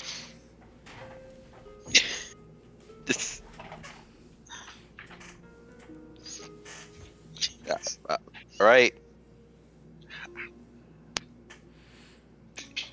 He's like, "I'll go see if they got anything in storage for moving it. I know some of the boys had a couple hand trolleys they were using, so I'll see if anybody's using it still." I mean, for all we know, there could be one buried deeper in here. I mean, no one's been to the panel, right? We're clearing the way. He's like, "I like that attitude. Go in there and see if you can find you one." All right. All right, so dramatic task. You guys are clearing out this room. What's everybody using to get everything going? I think I'm going to use athletics to try. I'm going to take his advice to heart. I'm going to try to go deeper into the room to see if there's any like dollies in there no one's noticed because they haven't gone deeper in. So I guess athletics to get over top of everything blocking the way. Okay. You get to roll yours with a -2 because you landed on clubs for your card. Okay. Crow, what are you doing?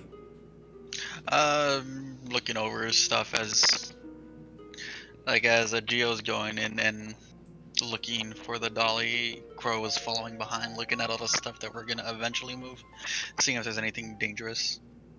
Okay. So you're gonna do notice? Yep. Okay. And Kay, what are you doing?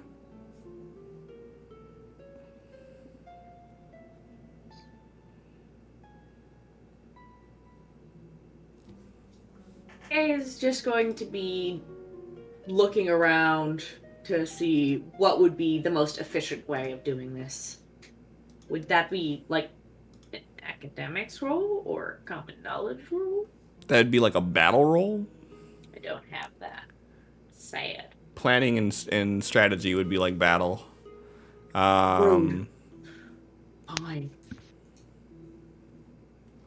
She's noticing what would be fastest and easiest to get out of the way.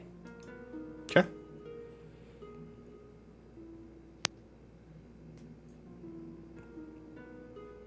All right, There's Crow. some other effective clubs too besides the -2. I don't remember there being that for dramatic task. I know in Chase there is.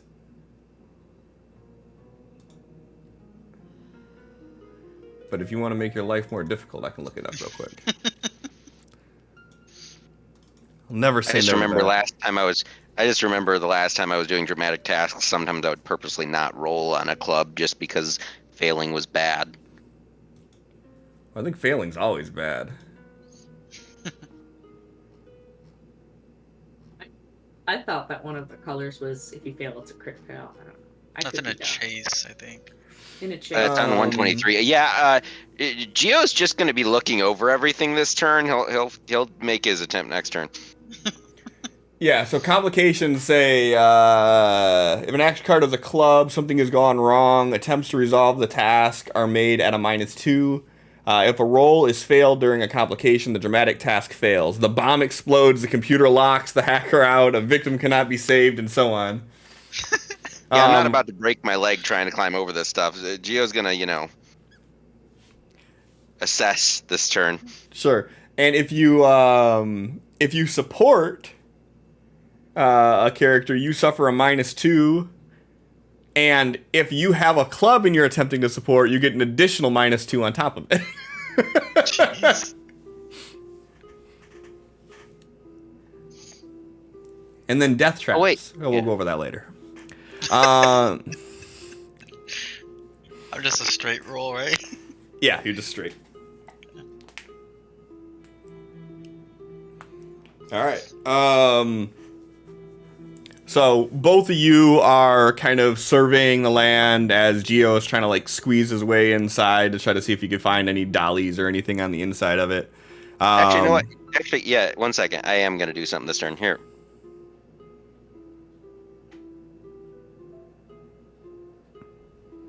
Okay. So the There's only one the that's only gonna card in play. the discard, the ace. Yeah. I'm getting my athletics with a raise to go find that dolly.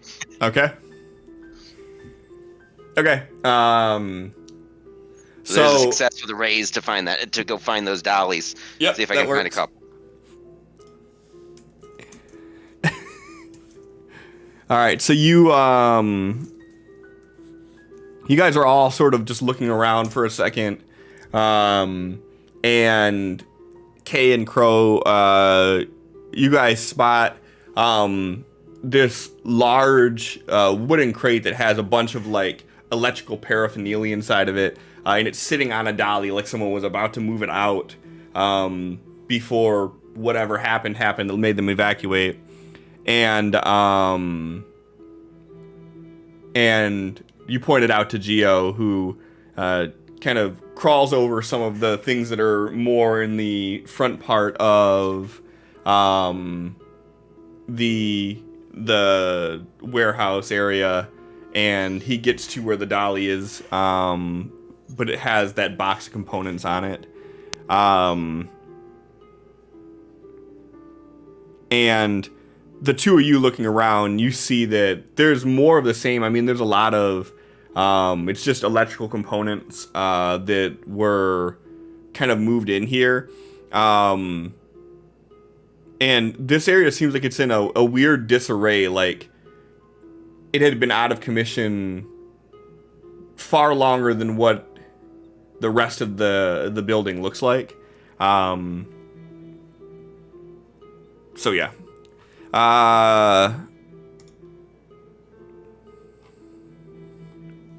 Great All round. three of you have clubs. A great fucking round. All right. So yeah. So as you move to the box, Gio, you see that there is a large crate sitting on this dolly that is just full of electrical components, transistors like the size of your torso. Thick gauge wiring and a lot of components. So getting the dolly to actually be able to move it in itself is a bit of a task, because there's no way for you to get the dolly and the crate that's on it out through the way that you came, because there's stuff in the way that you would have to move to be able to get the dolly out. So yeah. So Crow, K, you guys all see how cluttered everything is, and you kind of have a decent idea of what needs to be cleared first, so you can start, making some headroom. What's everybody gonna do? The thing you did last round is off the table, though. No athletics. Okay. Going to be using my spell casting to cast speed on myself to just move things at a more rapid pace. Okay. And when you cast this on yourself, what does this look like? I'm not wearing glasses. I just went to go adjust glasses that weren't on my face right now. John does it all the Yeah, time. Jay. He's like, well, actually. Yeah, I just went to go adjust my glasses, and I was like,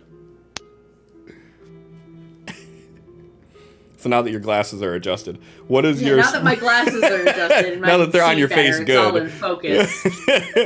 what does your trappings look like as you activate your power that make you move faster? So as she activates her power to make herself move faster, it's almost like any dirt, rocks, or pebbles in the room keeps cycling underneath her feet and almost propelling her forward with each step, so it's just moving her quicker than what her body would. So whatever foot's planted is still being slid forward by the dirt and whatever underneath. You got Mother Nature Heelys? That's just dope, Mother son. Nature Heelys, bitch! Number about wee.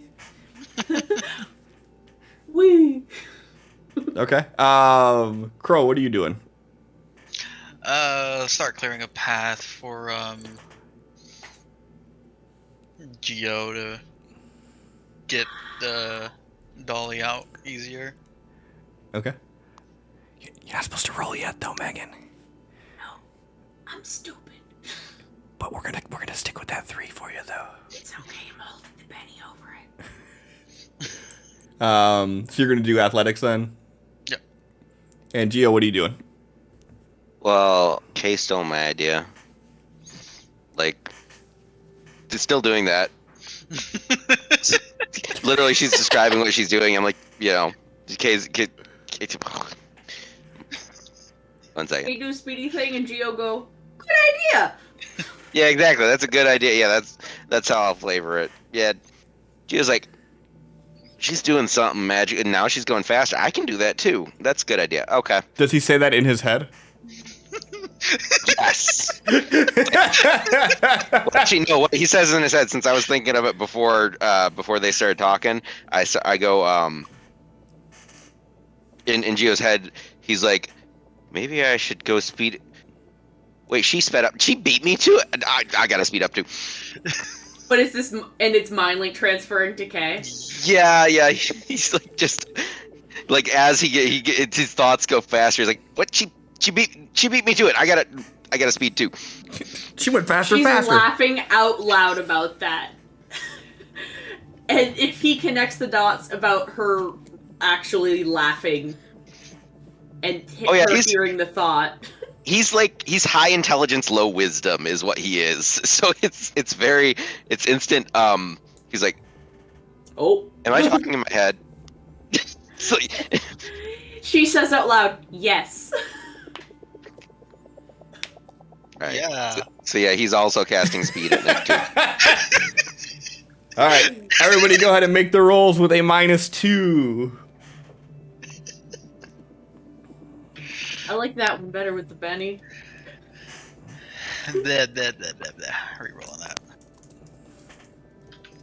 That is a 1. That needs to be a 2. That's a +2.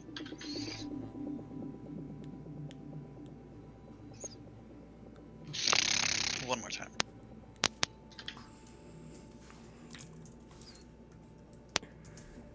That's as good as we're gonna get. Wop wop. Okay.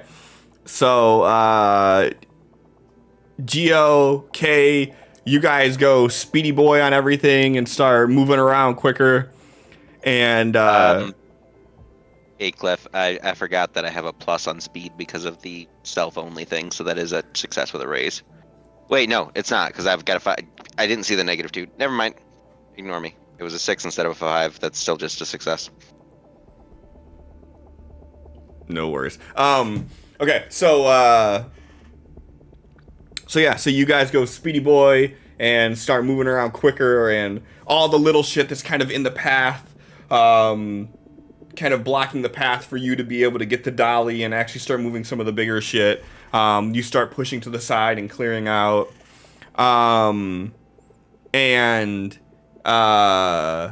Crow, you pick up this large metal barrel that just has like wires, kind of like frayed wires hanging out of it, and it's heavy. It feels heavier than what it should be. You pick that up to get it moved out of the way, and these two zipping by you, you turn, you lose grip on this, and this thing slides out of your hand, and it hits the ground. Give me an agility roll.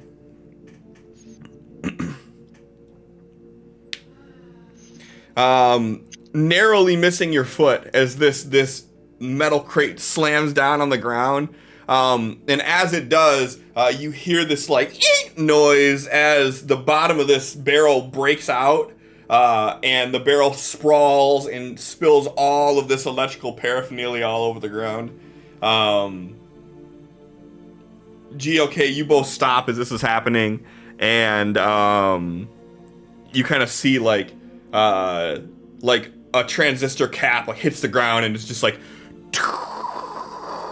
rolling all across this warehouse. You see it roll all the way to the back, and it hits, and it makes this loud metallic clang. And you're just staring at it as the guy that was telling you guys what to do kind of walks up.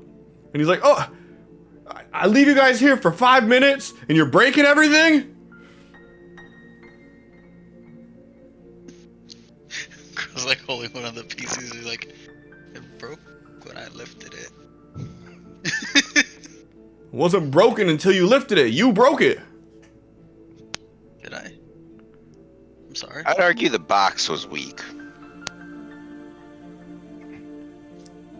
Give me a roll on the reaction table, Gio. All right, smartass.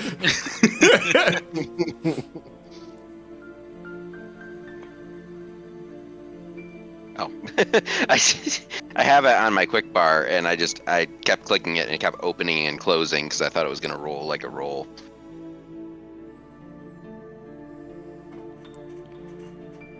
I think I'll stick with that. He like grumbles to himself. He's like, be more careful. There's expensive shit in here, and we don't know what's in here that we can't replace. So, clean.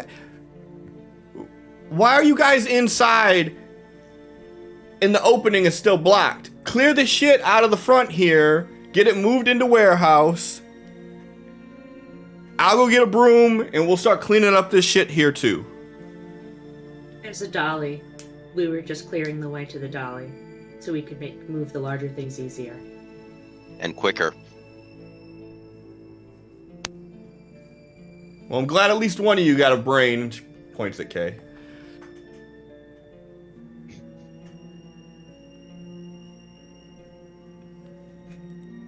She just smiles and shakes her head. Gio's just gonna hear, this guy's a dick. I think he was right about there being a limited number of brains in the room, and I think he just didn't realize he's standing in the room with us.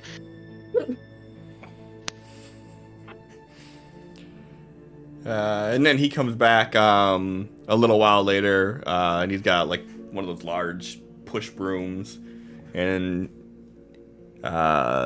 he gets in there with you guys and starts sweeping up the shit that fell out of there. As you guys continue to clear everything out. Tal, what are you doing autonomously through the building here? Yeah, he's walking around getting a feel for the place. Okay. Looking for anything that looks like it is perhaps closed off. I mean, Limits. there's a lot of doors that are locked. Any people that are just kind of like sitting around hanging out, like anything that looks off, or he's just browsing. Sure. Give me a notice with a -4. So we can see if something just like overtly off. Okay. So you notice that as you start walking through the place, when you get like towards some of the back areas opposite of where the general labor doorway was out into that courtyard, you start seeing there's a lot more like offices and like labs that are locked, and there's the same 4 people that you've seen out front that were eating when you walked up. They're kind of standing around and they're just kind of bullshitting with one another when you walk up. And when they notice you walk up, they're in the middle of a conversation, and one of them kind of like taps the other one and like points over. And they stop talking when they see you. He walks up and just stands there and just looks at them. And there's like an awkward silence as they're like looking at each other and looking at you for a minute. They're like, first day? Yes, in fact it is. What do they got you doing? High voltage work. Oh, no shit. We finally found our high voltage tech. Yes, none of the shit.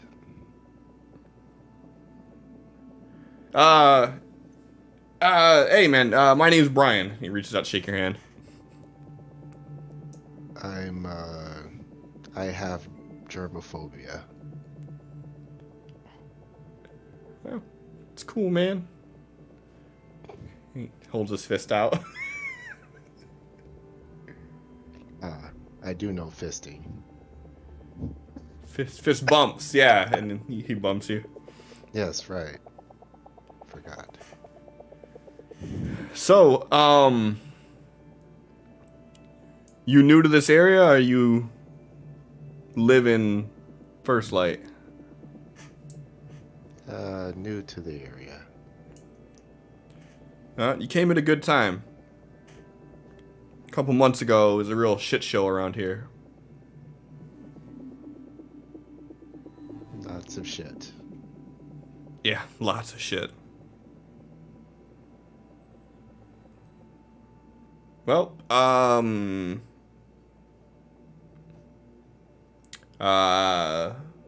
Were you all a part of the shit? yes and no. Our main focus has been trying to make sure that we keep this place up and running. I'm kind of your counterpart. I'm a low voltage specialist. So anything that has to do with the actual wiring of the machinery and kind of keeping this place alive, that's what I do. Miles here, he's your general line tech, so the wires that are actually running between here and First Light and from here throughout the city, him and his team, Rachel, she works with him. They sort of help keep everything up and running. And then this is Todd. Todd's just general labor. He's a good guy, though. Is there anything amusing to do besides work?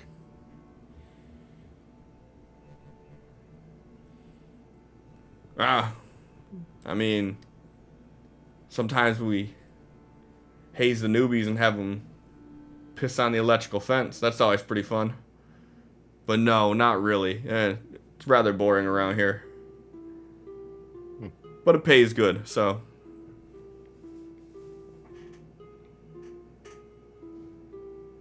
And your name was? I'm Brian. Brian. Well, perhaps I'll be seeing you around, Brian. I'm sure you will be. I didn't catch your name though, friend. It is Tal. Tal. You know, I will say, the little I've learned about your guys' culture, your names, they're all really interesting. One of the guys that used to work here, aberrant fellow like you, he didn't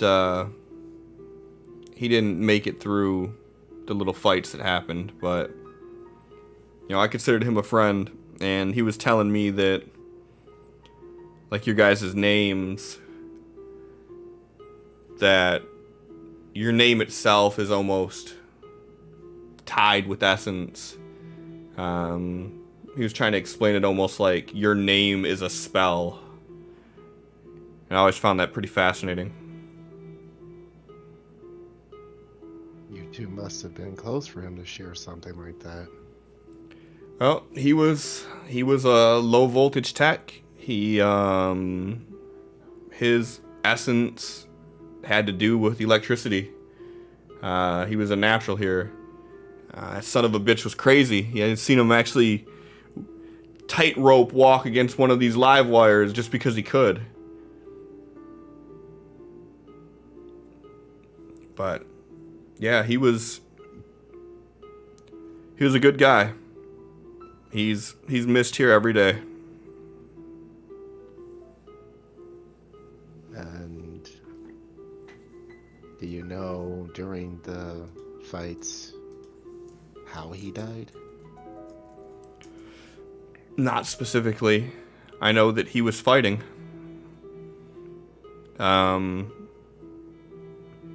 You know, there's a lot of complications with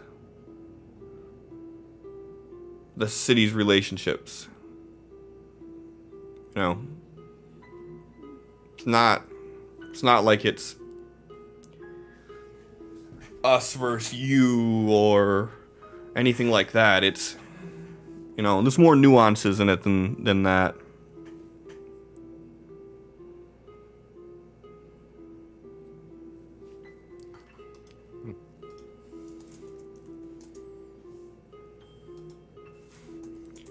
Well,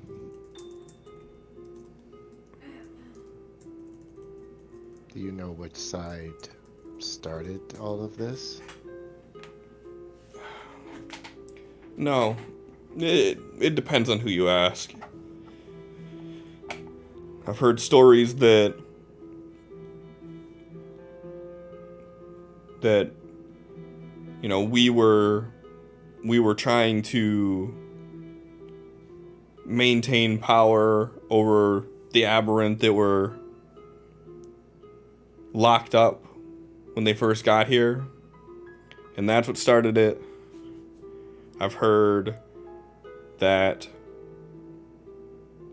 there was an uprising from the aberrant and that they wanted to take control over everything, and they're the ones that started it. I've heard that it was, you know, a power struggle between who controls the power.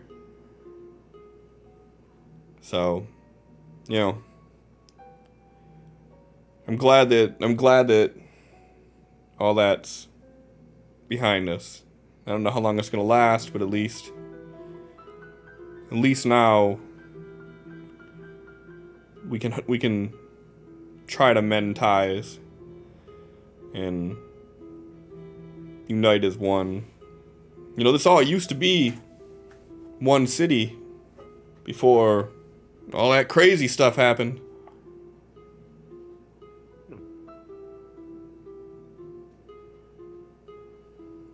Good to know.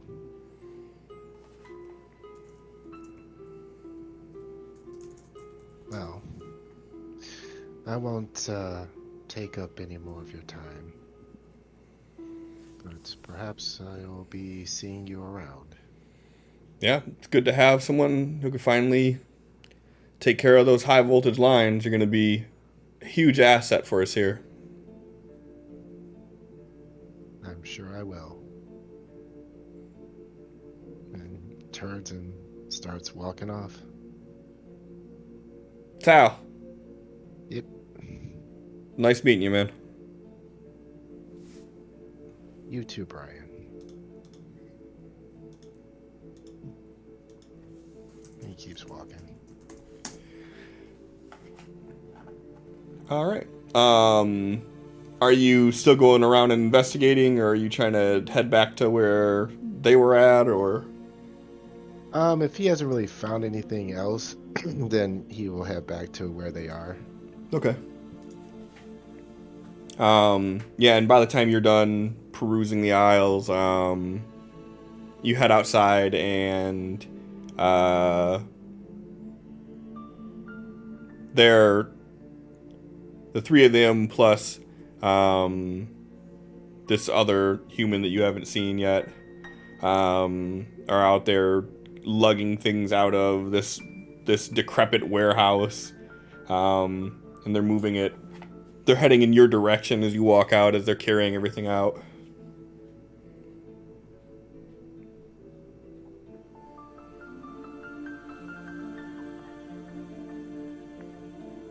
You'll step aside. As they walk past, the older guy's like, "Hey, if you give us a hand and grab some of this stuff, we'll get done a little bit quicker. Good to know. Keeps walking.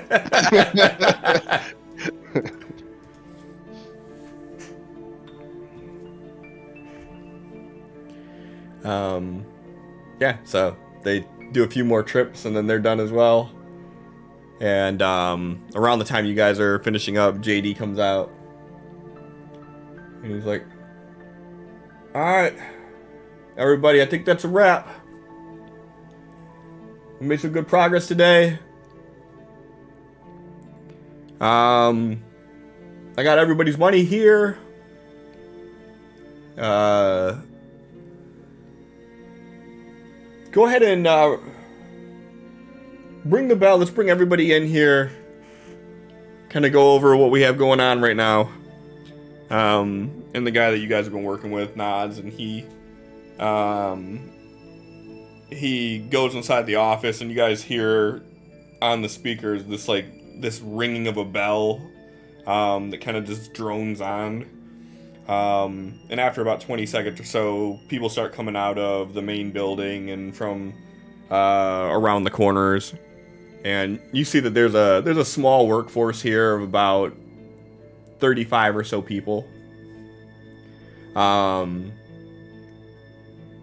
JD, he's like, all right, everybody, quiet down. Not going to take much time here. Just want to let you know. We got some new faces around here. Most notably, I want to introduce everybody to Tal. Don't try to shake his hand. He has a germ issue. He don't like physical touch. But we got ourselves a new high voltage tech. So tomorrow we're going to take him out into the field, and we might be able to repair the south struts. And if we can get that one going, that's going to be the key towards getting us back up and running at full speed here. So everybody, give a round of applause for Tal, please.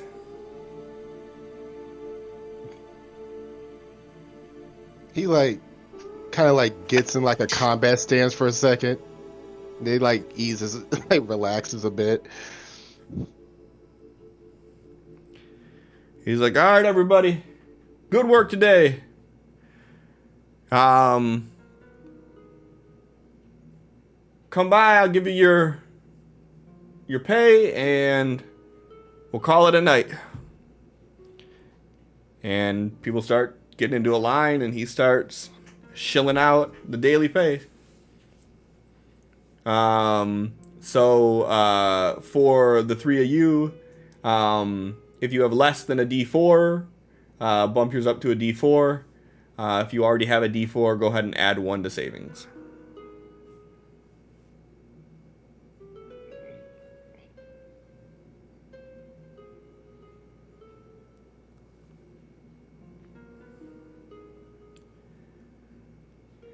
Alright, I expect to see everybody bright and early tomorrow. We got a lot of big plans.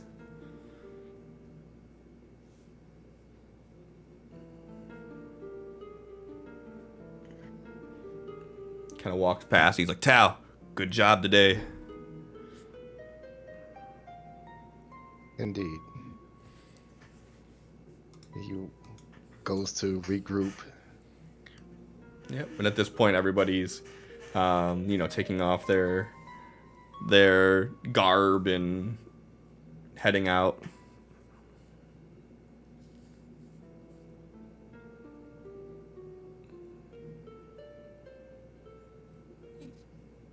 Well, that was physically taxing. Yeah. Kay's just stretching her arms as they continue walking and get out of here. As I'm assuming we're not going to talk about any of the other stuff until we are not here. It's a good assumption.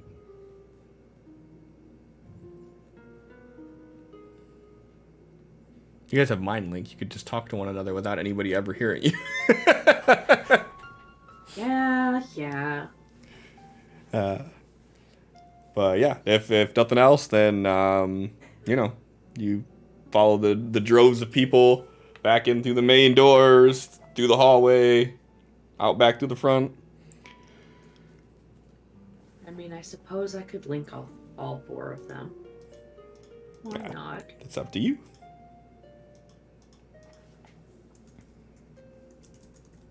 Who else is with us? What? I said, who else is with us? All 4 of them? As in, like, Kay. Oh, you were referring to Leah? yourself in the third person. Okay. Yes. She's referring to herself in the fourth person. Yeah. And like, he was a I was like, loser. who else is who So else? it's 1 additional for every additional recipient. So that would be 4. yeah, 4 total points. Listen, I'm falling asleep. I'm sure you've noticed I keep yawning. Stop that. I'm sorry, it's 11:30. Is that why I'm yawning? I don't usually yawn this early. I don't know. But great.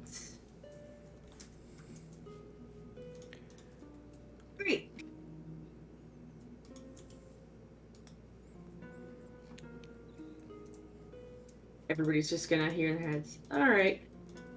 So I don't know if you got any additional information, Tal, but we didn't really get anything other than moving boxes.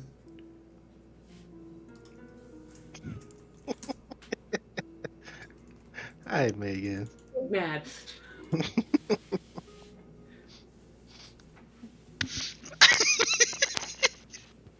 I don't know what's happening today. Me. Nothing else is having any issues. It's just Discord.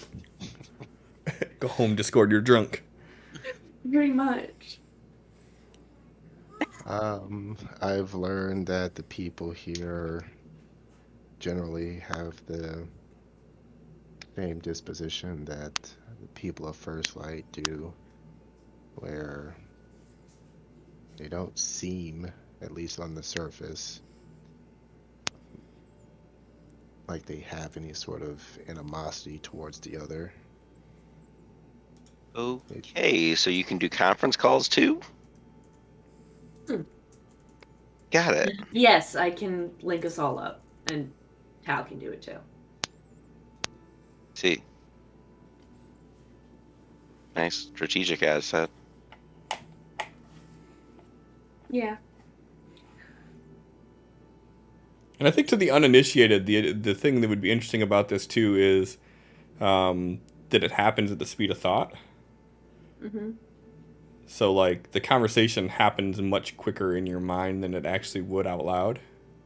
Don't you have to get a raise for that one though? Yeah, I think it's on a raise only. Yeah, it's you're thinking at the speed of speech if you don't get a raise, I think. Correct. It's just Tal always gets raises because he has ridiculous spellcasting. Yeah. Also correct. Mm-hmm. Yeah, the speed of communication is that of normal speech, but with a raise, the members may communicate up to 30 seconds of speech in a single combat turn, which is 6 seconds. So it's 5 times speed if you get a raise, but normal speed if you don't. Knock it off. So they are just occupied with getting this place up and running, but no indication of any sort of paraphernalia. Yeah, there wasn't anything that I had noticed while we were going through any of that. Then again, the room we were in looked like it hadn't been touched since long before the merge. There was a lot of dust in there.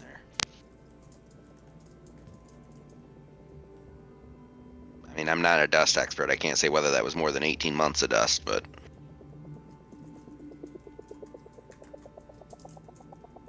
And again, we don't know how much dust was in the air during the fight. yeah.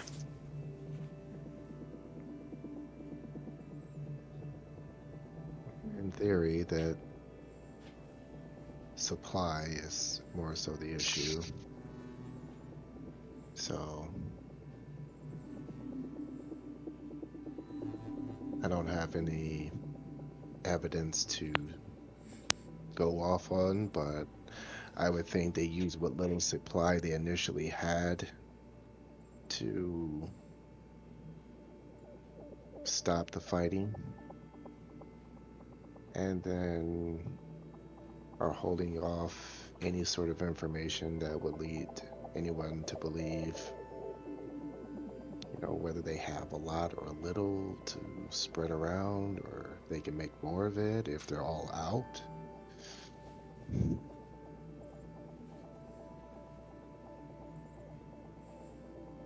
But I will continue to see if I can get close with some of the other workers here.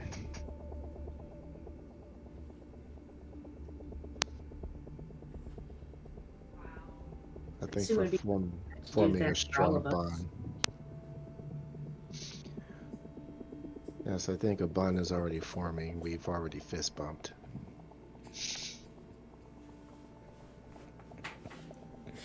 La-da-la-da-la-da-la.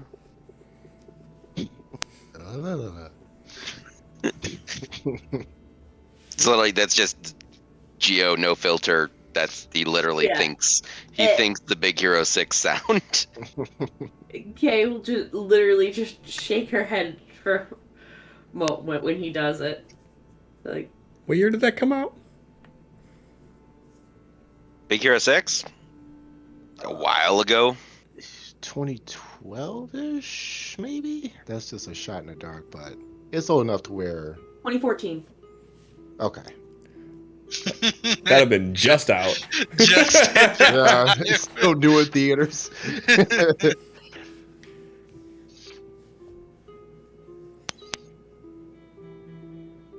Butler's name in that is Heathcliff.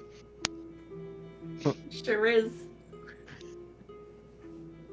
So regardless, I say we take our earnings, head back to First Light, and see about possibly getting something in the... I don't know what to call the middle portion. The rim? The Divide. The divide. I like that.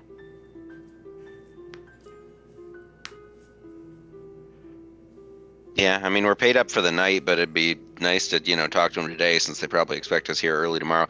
Did anyone get what time we're supposed to be here tomorrow? Because, I mean, he said we weren't here in time for a full day, but I don't remember him saying when they start.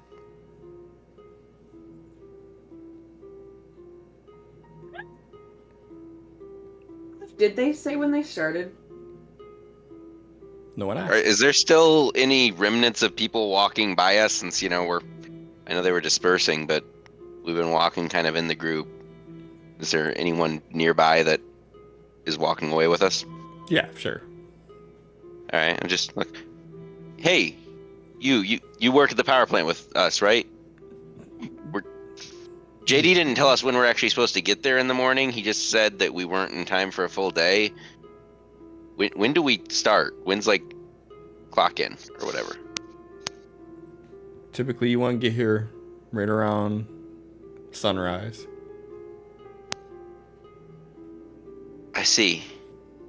Yeah, we need a place more close to here. I'm not waking up an hour before sunrise every morning. Yeah, I can see that being a smart idea. If you guys need a place, Thanks, though, man. there's an inn not too far from here. You can get a room at. Thanks, man. If we can't find anywhere more permanent, that's appreciated. And then going back to mine talk, he's like, okay, well, I mean, we already paid for tonight in the current inn, so I think it's worth an hour walk not to pay for another night. But do you think we could talk? When should we talk to someone? I feel like now would be the best time since, I mean, tomorrow we're going to be at the power plant all day anyway. Yeah, while we're still in town, it makes sense to try to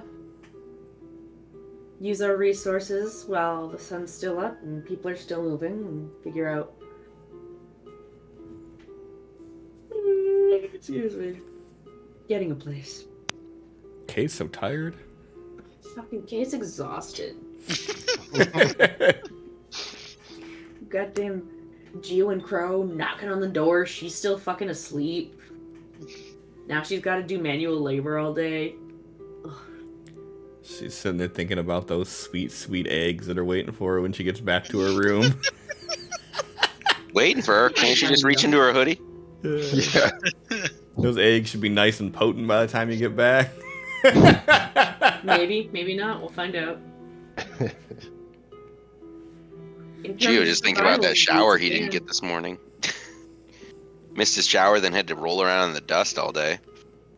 Ooh, fun. Alright, well, yeah, I guess... Cliff, during the week I've been here, do I have any idea of where the city council type people might be, or do we gotta ask around? Give me a common knowledge roll. I'll give you a +2. Alright.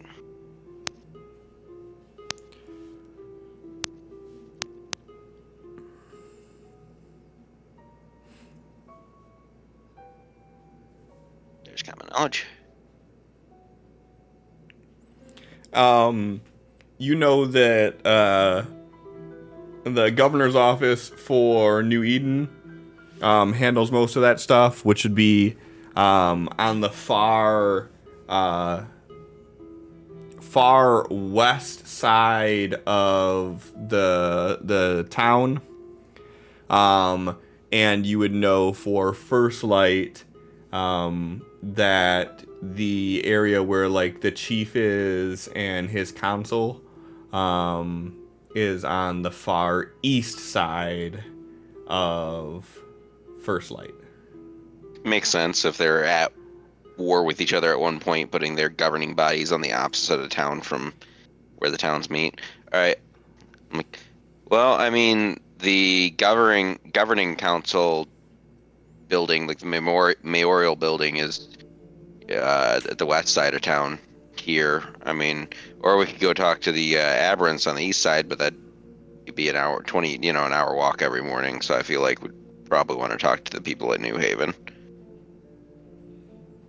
Well, if your plan is to get a house in the divide, as you called it, whether you're on the aberrant side or the human side, it's a 3-block difference.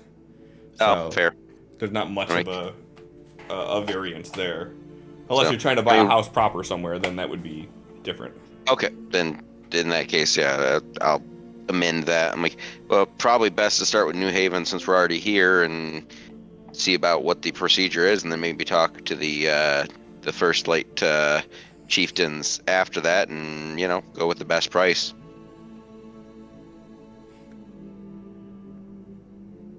Sorry, I'm really trying to not be a smartass. It's his right haven, now. okay? Just because What? it's New Eden, it's still his haven. New Eden is his haven. I don't know why I keep saying Haven. I didn't even notice at that time. I don't New know, Eden. but we're not in Connecticut. Honestly, when I think Haven, I think of the TV show Haven. Honestly, is that in Connecticut? No, that's like a. I don't. Doesn't matter.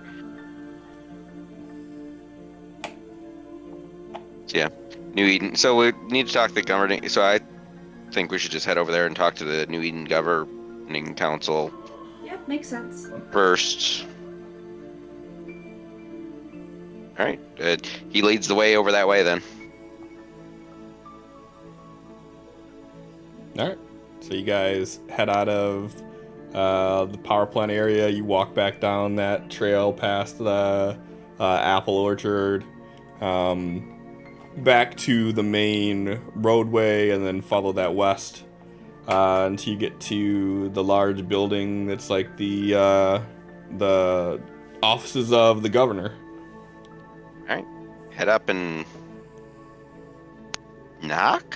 Try to open the door. One of the two. I mean, Yeah, you could just walk in. yeah. Open the door. There's actually like a proper receptionist there. And she's like, "Oh, welcome to the office of the governor. Do you guys have an appointment or?" More had a logistical question. And not sure if we need to speak to the governor himself. We just we were looking to purchase a house, but houses are kind of expensive, so we were wondering if we could get a deal on a place that's like outside of town, like on the outskirts of town, that we might have to fix up ourselves.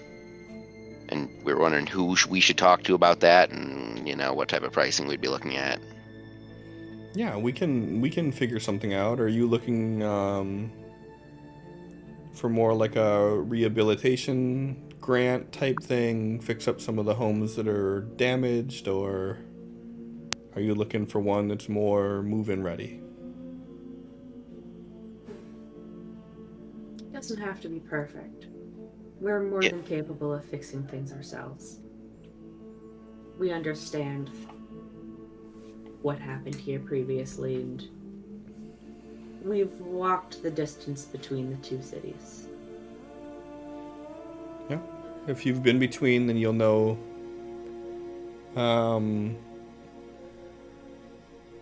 the area that connects the two cities is it's kind of the scar that we have to bear for the errors of our past. And as such, we have a treaty with First Light where we are offering some rehabilitation grants for anybody who's willing to put in the elbow grease to fix up these more disheveled buildings. There's a few that we already have deemed as structurally sound. So we have a list that we're prepared to offer out for those. Just be aware that it'll probably be noisy in the upcoming weeks, as we do have crews scheduled to take down the buildings that are not structurally sound to reduce the risk of catastrophic collapse onto the surrounding buildings. But The crew is working like during the day, I assume. yeah, for the most part.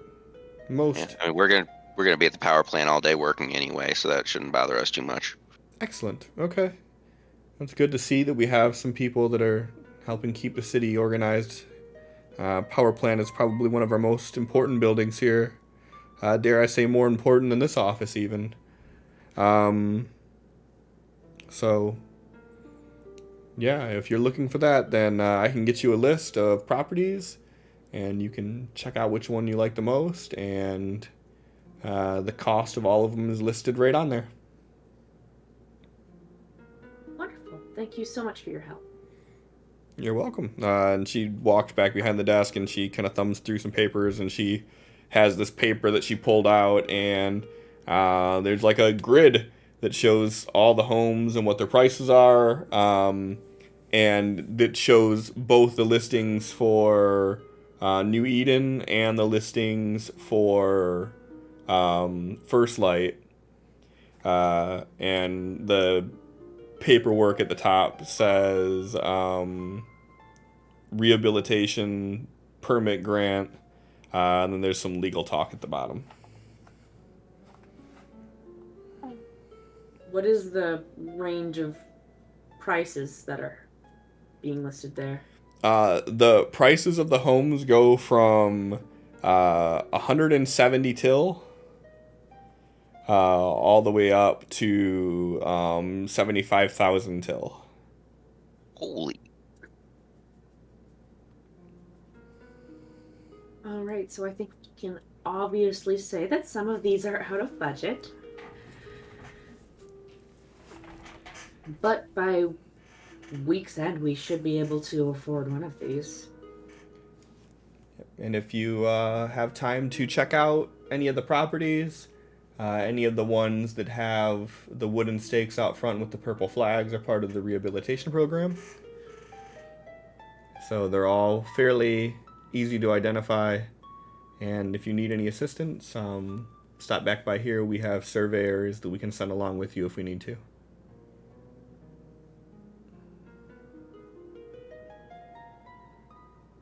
All right. All right. Anybody else have any questions? No questions. Well, is all payment required up front? Well, yes. Okay, just checking if we need to save up first, or if we can say, hey, pay half now. We're working the power plant. We'll pay you as we get paid. You know, just figuring out how much we need to save. Yeah, we haven't quite figured out how to structure loans. The reestablishment of currency is still rather new here, so. I mean, I didn't expect even grants to be figured out. So once I saw you had grants, I thought maybe I'd stretch for loans and see what happened.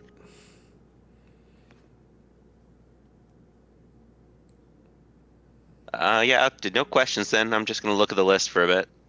Sure. And whichever territory you decide to purchase from, you would speak with them about final payments. So anything for New Eden, we'll handle here. And you'll have to talk with the councils over at the Elders of First Light.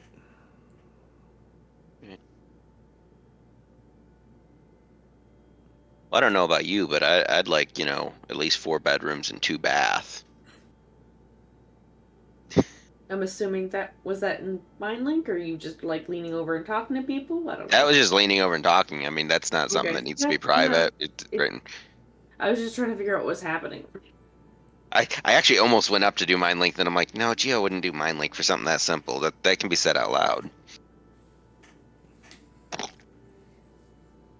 She gives you like a forced smile, when you say that. But that was We'll discuss that was it. honestly more toward Kay than anyone, since Kay was the other one doing the talking mostly. Since Tal and Crow haven't actually butted into this conversation yet, that was more looking toward Kay. Yeah. 4, or if we can only find 3, that's fine too. Tal and I are used to bunking together. Yeah, honestly, the 2 bath is more what I care about, so we don't have to wait in lines if we have to wake up for, sunrise. Wake up at sunrise for work.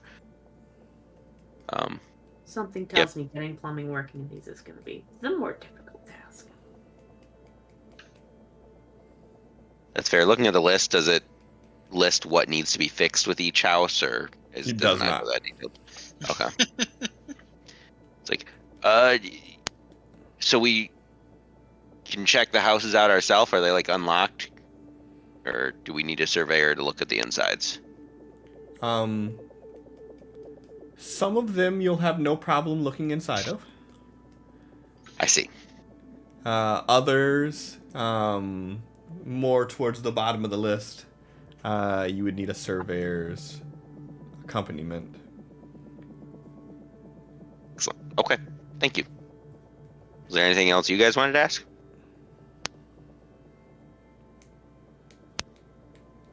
I think we're all set and ready to head out. All right.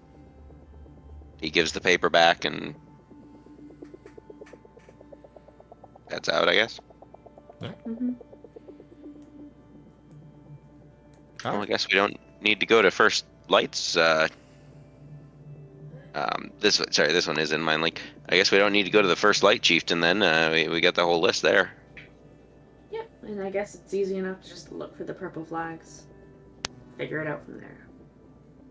Yeah. Unless anyone else is going elsewhere, I'm walking home. Yep, welcome back to... The little brekkie. Yeah. The inn, that's the words. Alright. Yeah, so you guys head back to the inn, and does anybody have anything specifically they want to do? Nope. Alright. So you... Yeah, no, I'm good. Okay. So you head back out, or sorry, you head in, get your rest, wake up in the morning. Are you guys planning on re-upping for another night? I'm gonna say probably yes, because even the least expensive home on that house, on that list, we could not afford yet. That being said, I'm assuming we'd talk about that in the morning. So I'm maybe like, should we re-up here, or should we get a place should we check out that hotel in New Eden where we don't have to wake up an hour before sunrise? I mean, I'm okay with another night here if we need, but I mean, I don't want it to go the whole week waking up every day an hour before sunrise. Well, how about we don't re-up here for now? We go check it out, and if we don't like what we see, we can just walk back. Well, it's not like it's the worst walk. All right, yeah, I don't mind the walk. It's the waking up an hour earlier I mind.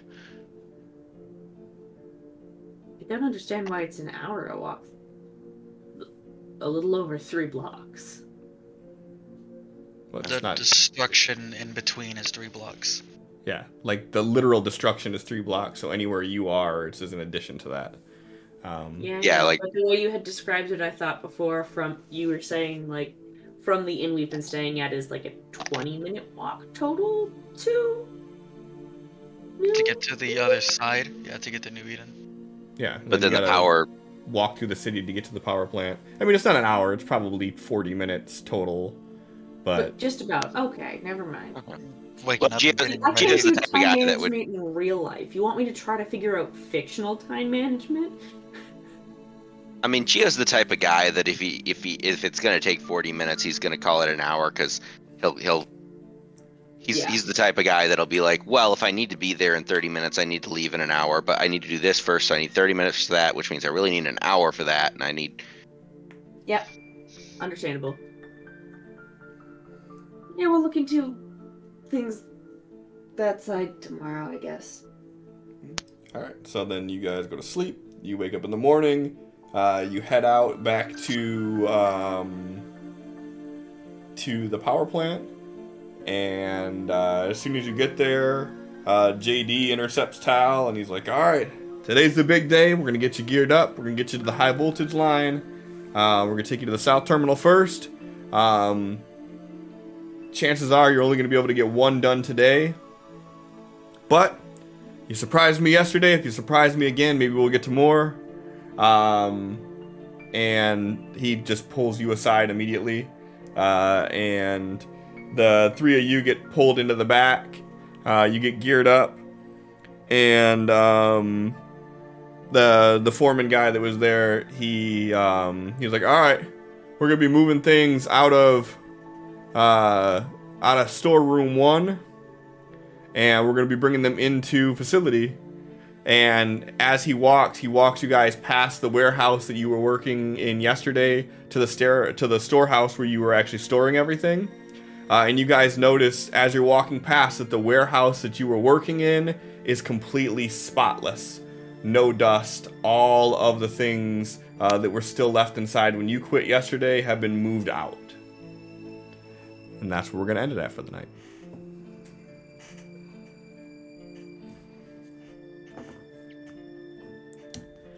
So yeah. So yeah.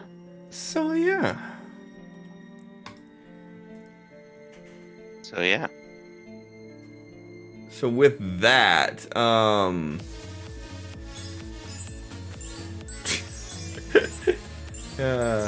next week's episode could be interesting.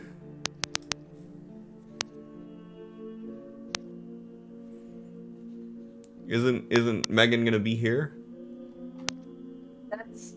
I mean, No, I that's will week be after next, I landing think. in Michigan next week this time at 5:28 p.m. I think is when my plane is supposed to touch down. So that's not the in-person week. It would be the week after next for potential in-person stuff. Oh, so you're getting here next Wednesday? Yes, So we're not having a session next week. we are. We I are, will okay. Be streaming from Allie's house. Okay. So next week will be less interesting than what I alluded to. But no less interesting than it would normally have been. Who knows? Recovery. I might have even more Discord problems. No. You'll have none. No problems whatsoever. All right, cool. Well, then we will reconvene next week. We will raid out to Madbird Streams. They're friends of the show. We've raided to them many of times. They've raided to us. And we'll see everybody next week. So thanks for hanging out.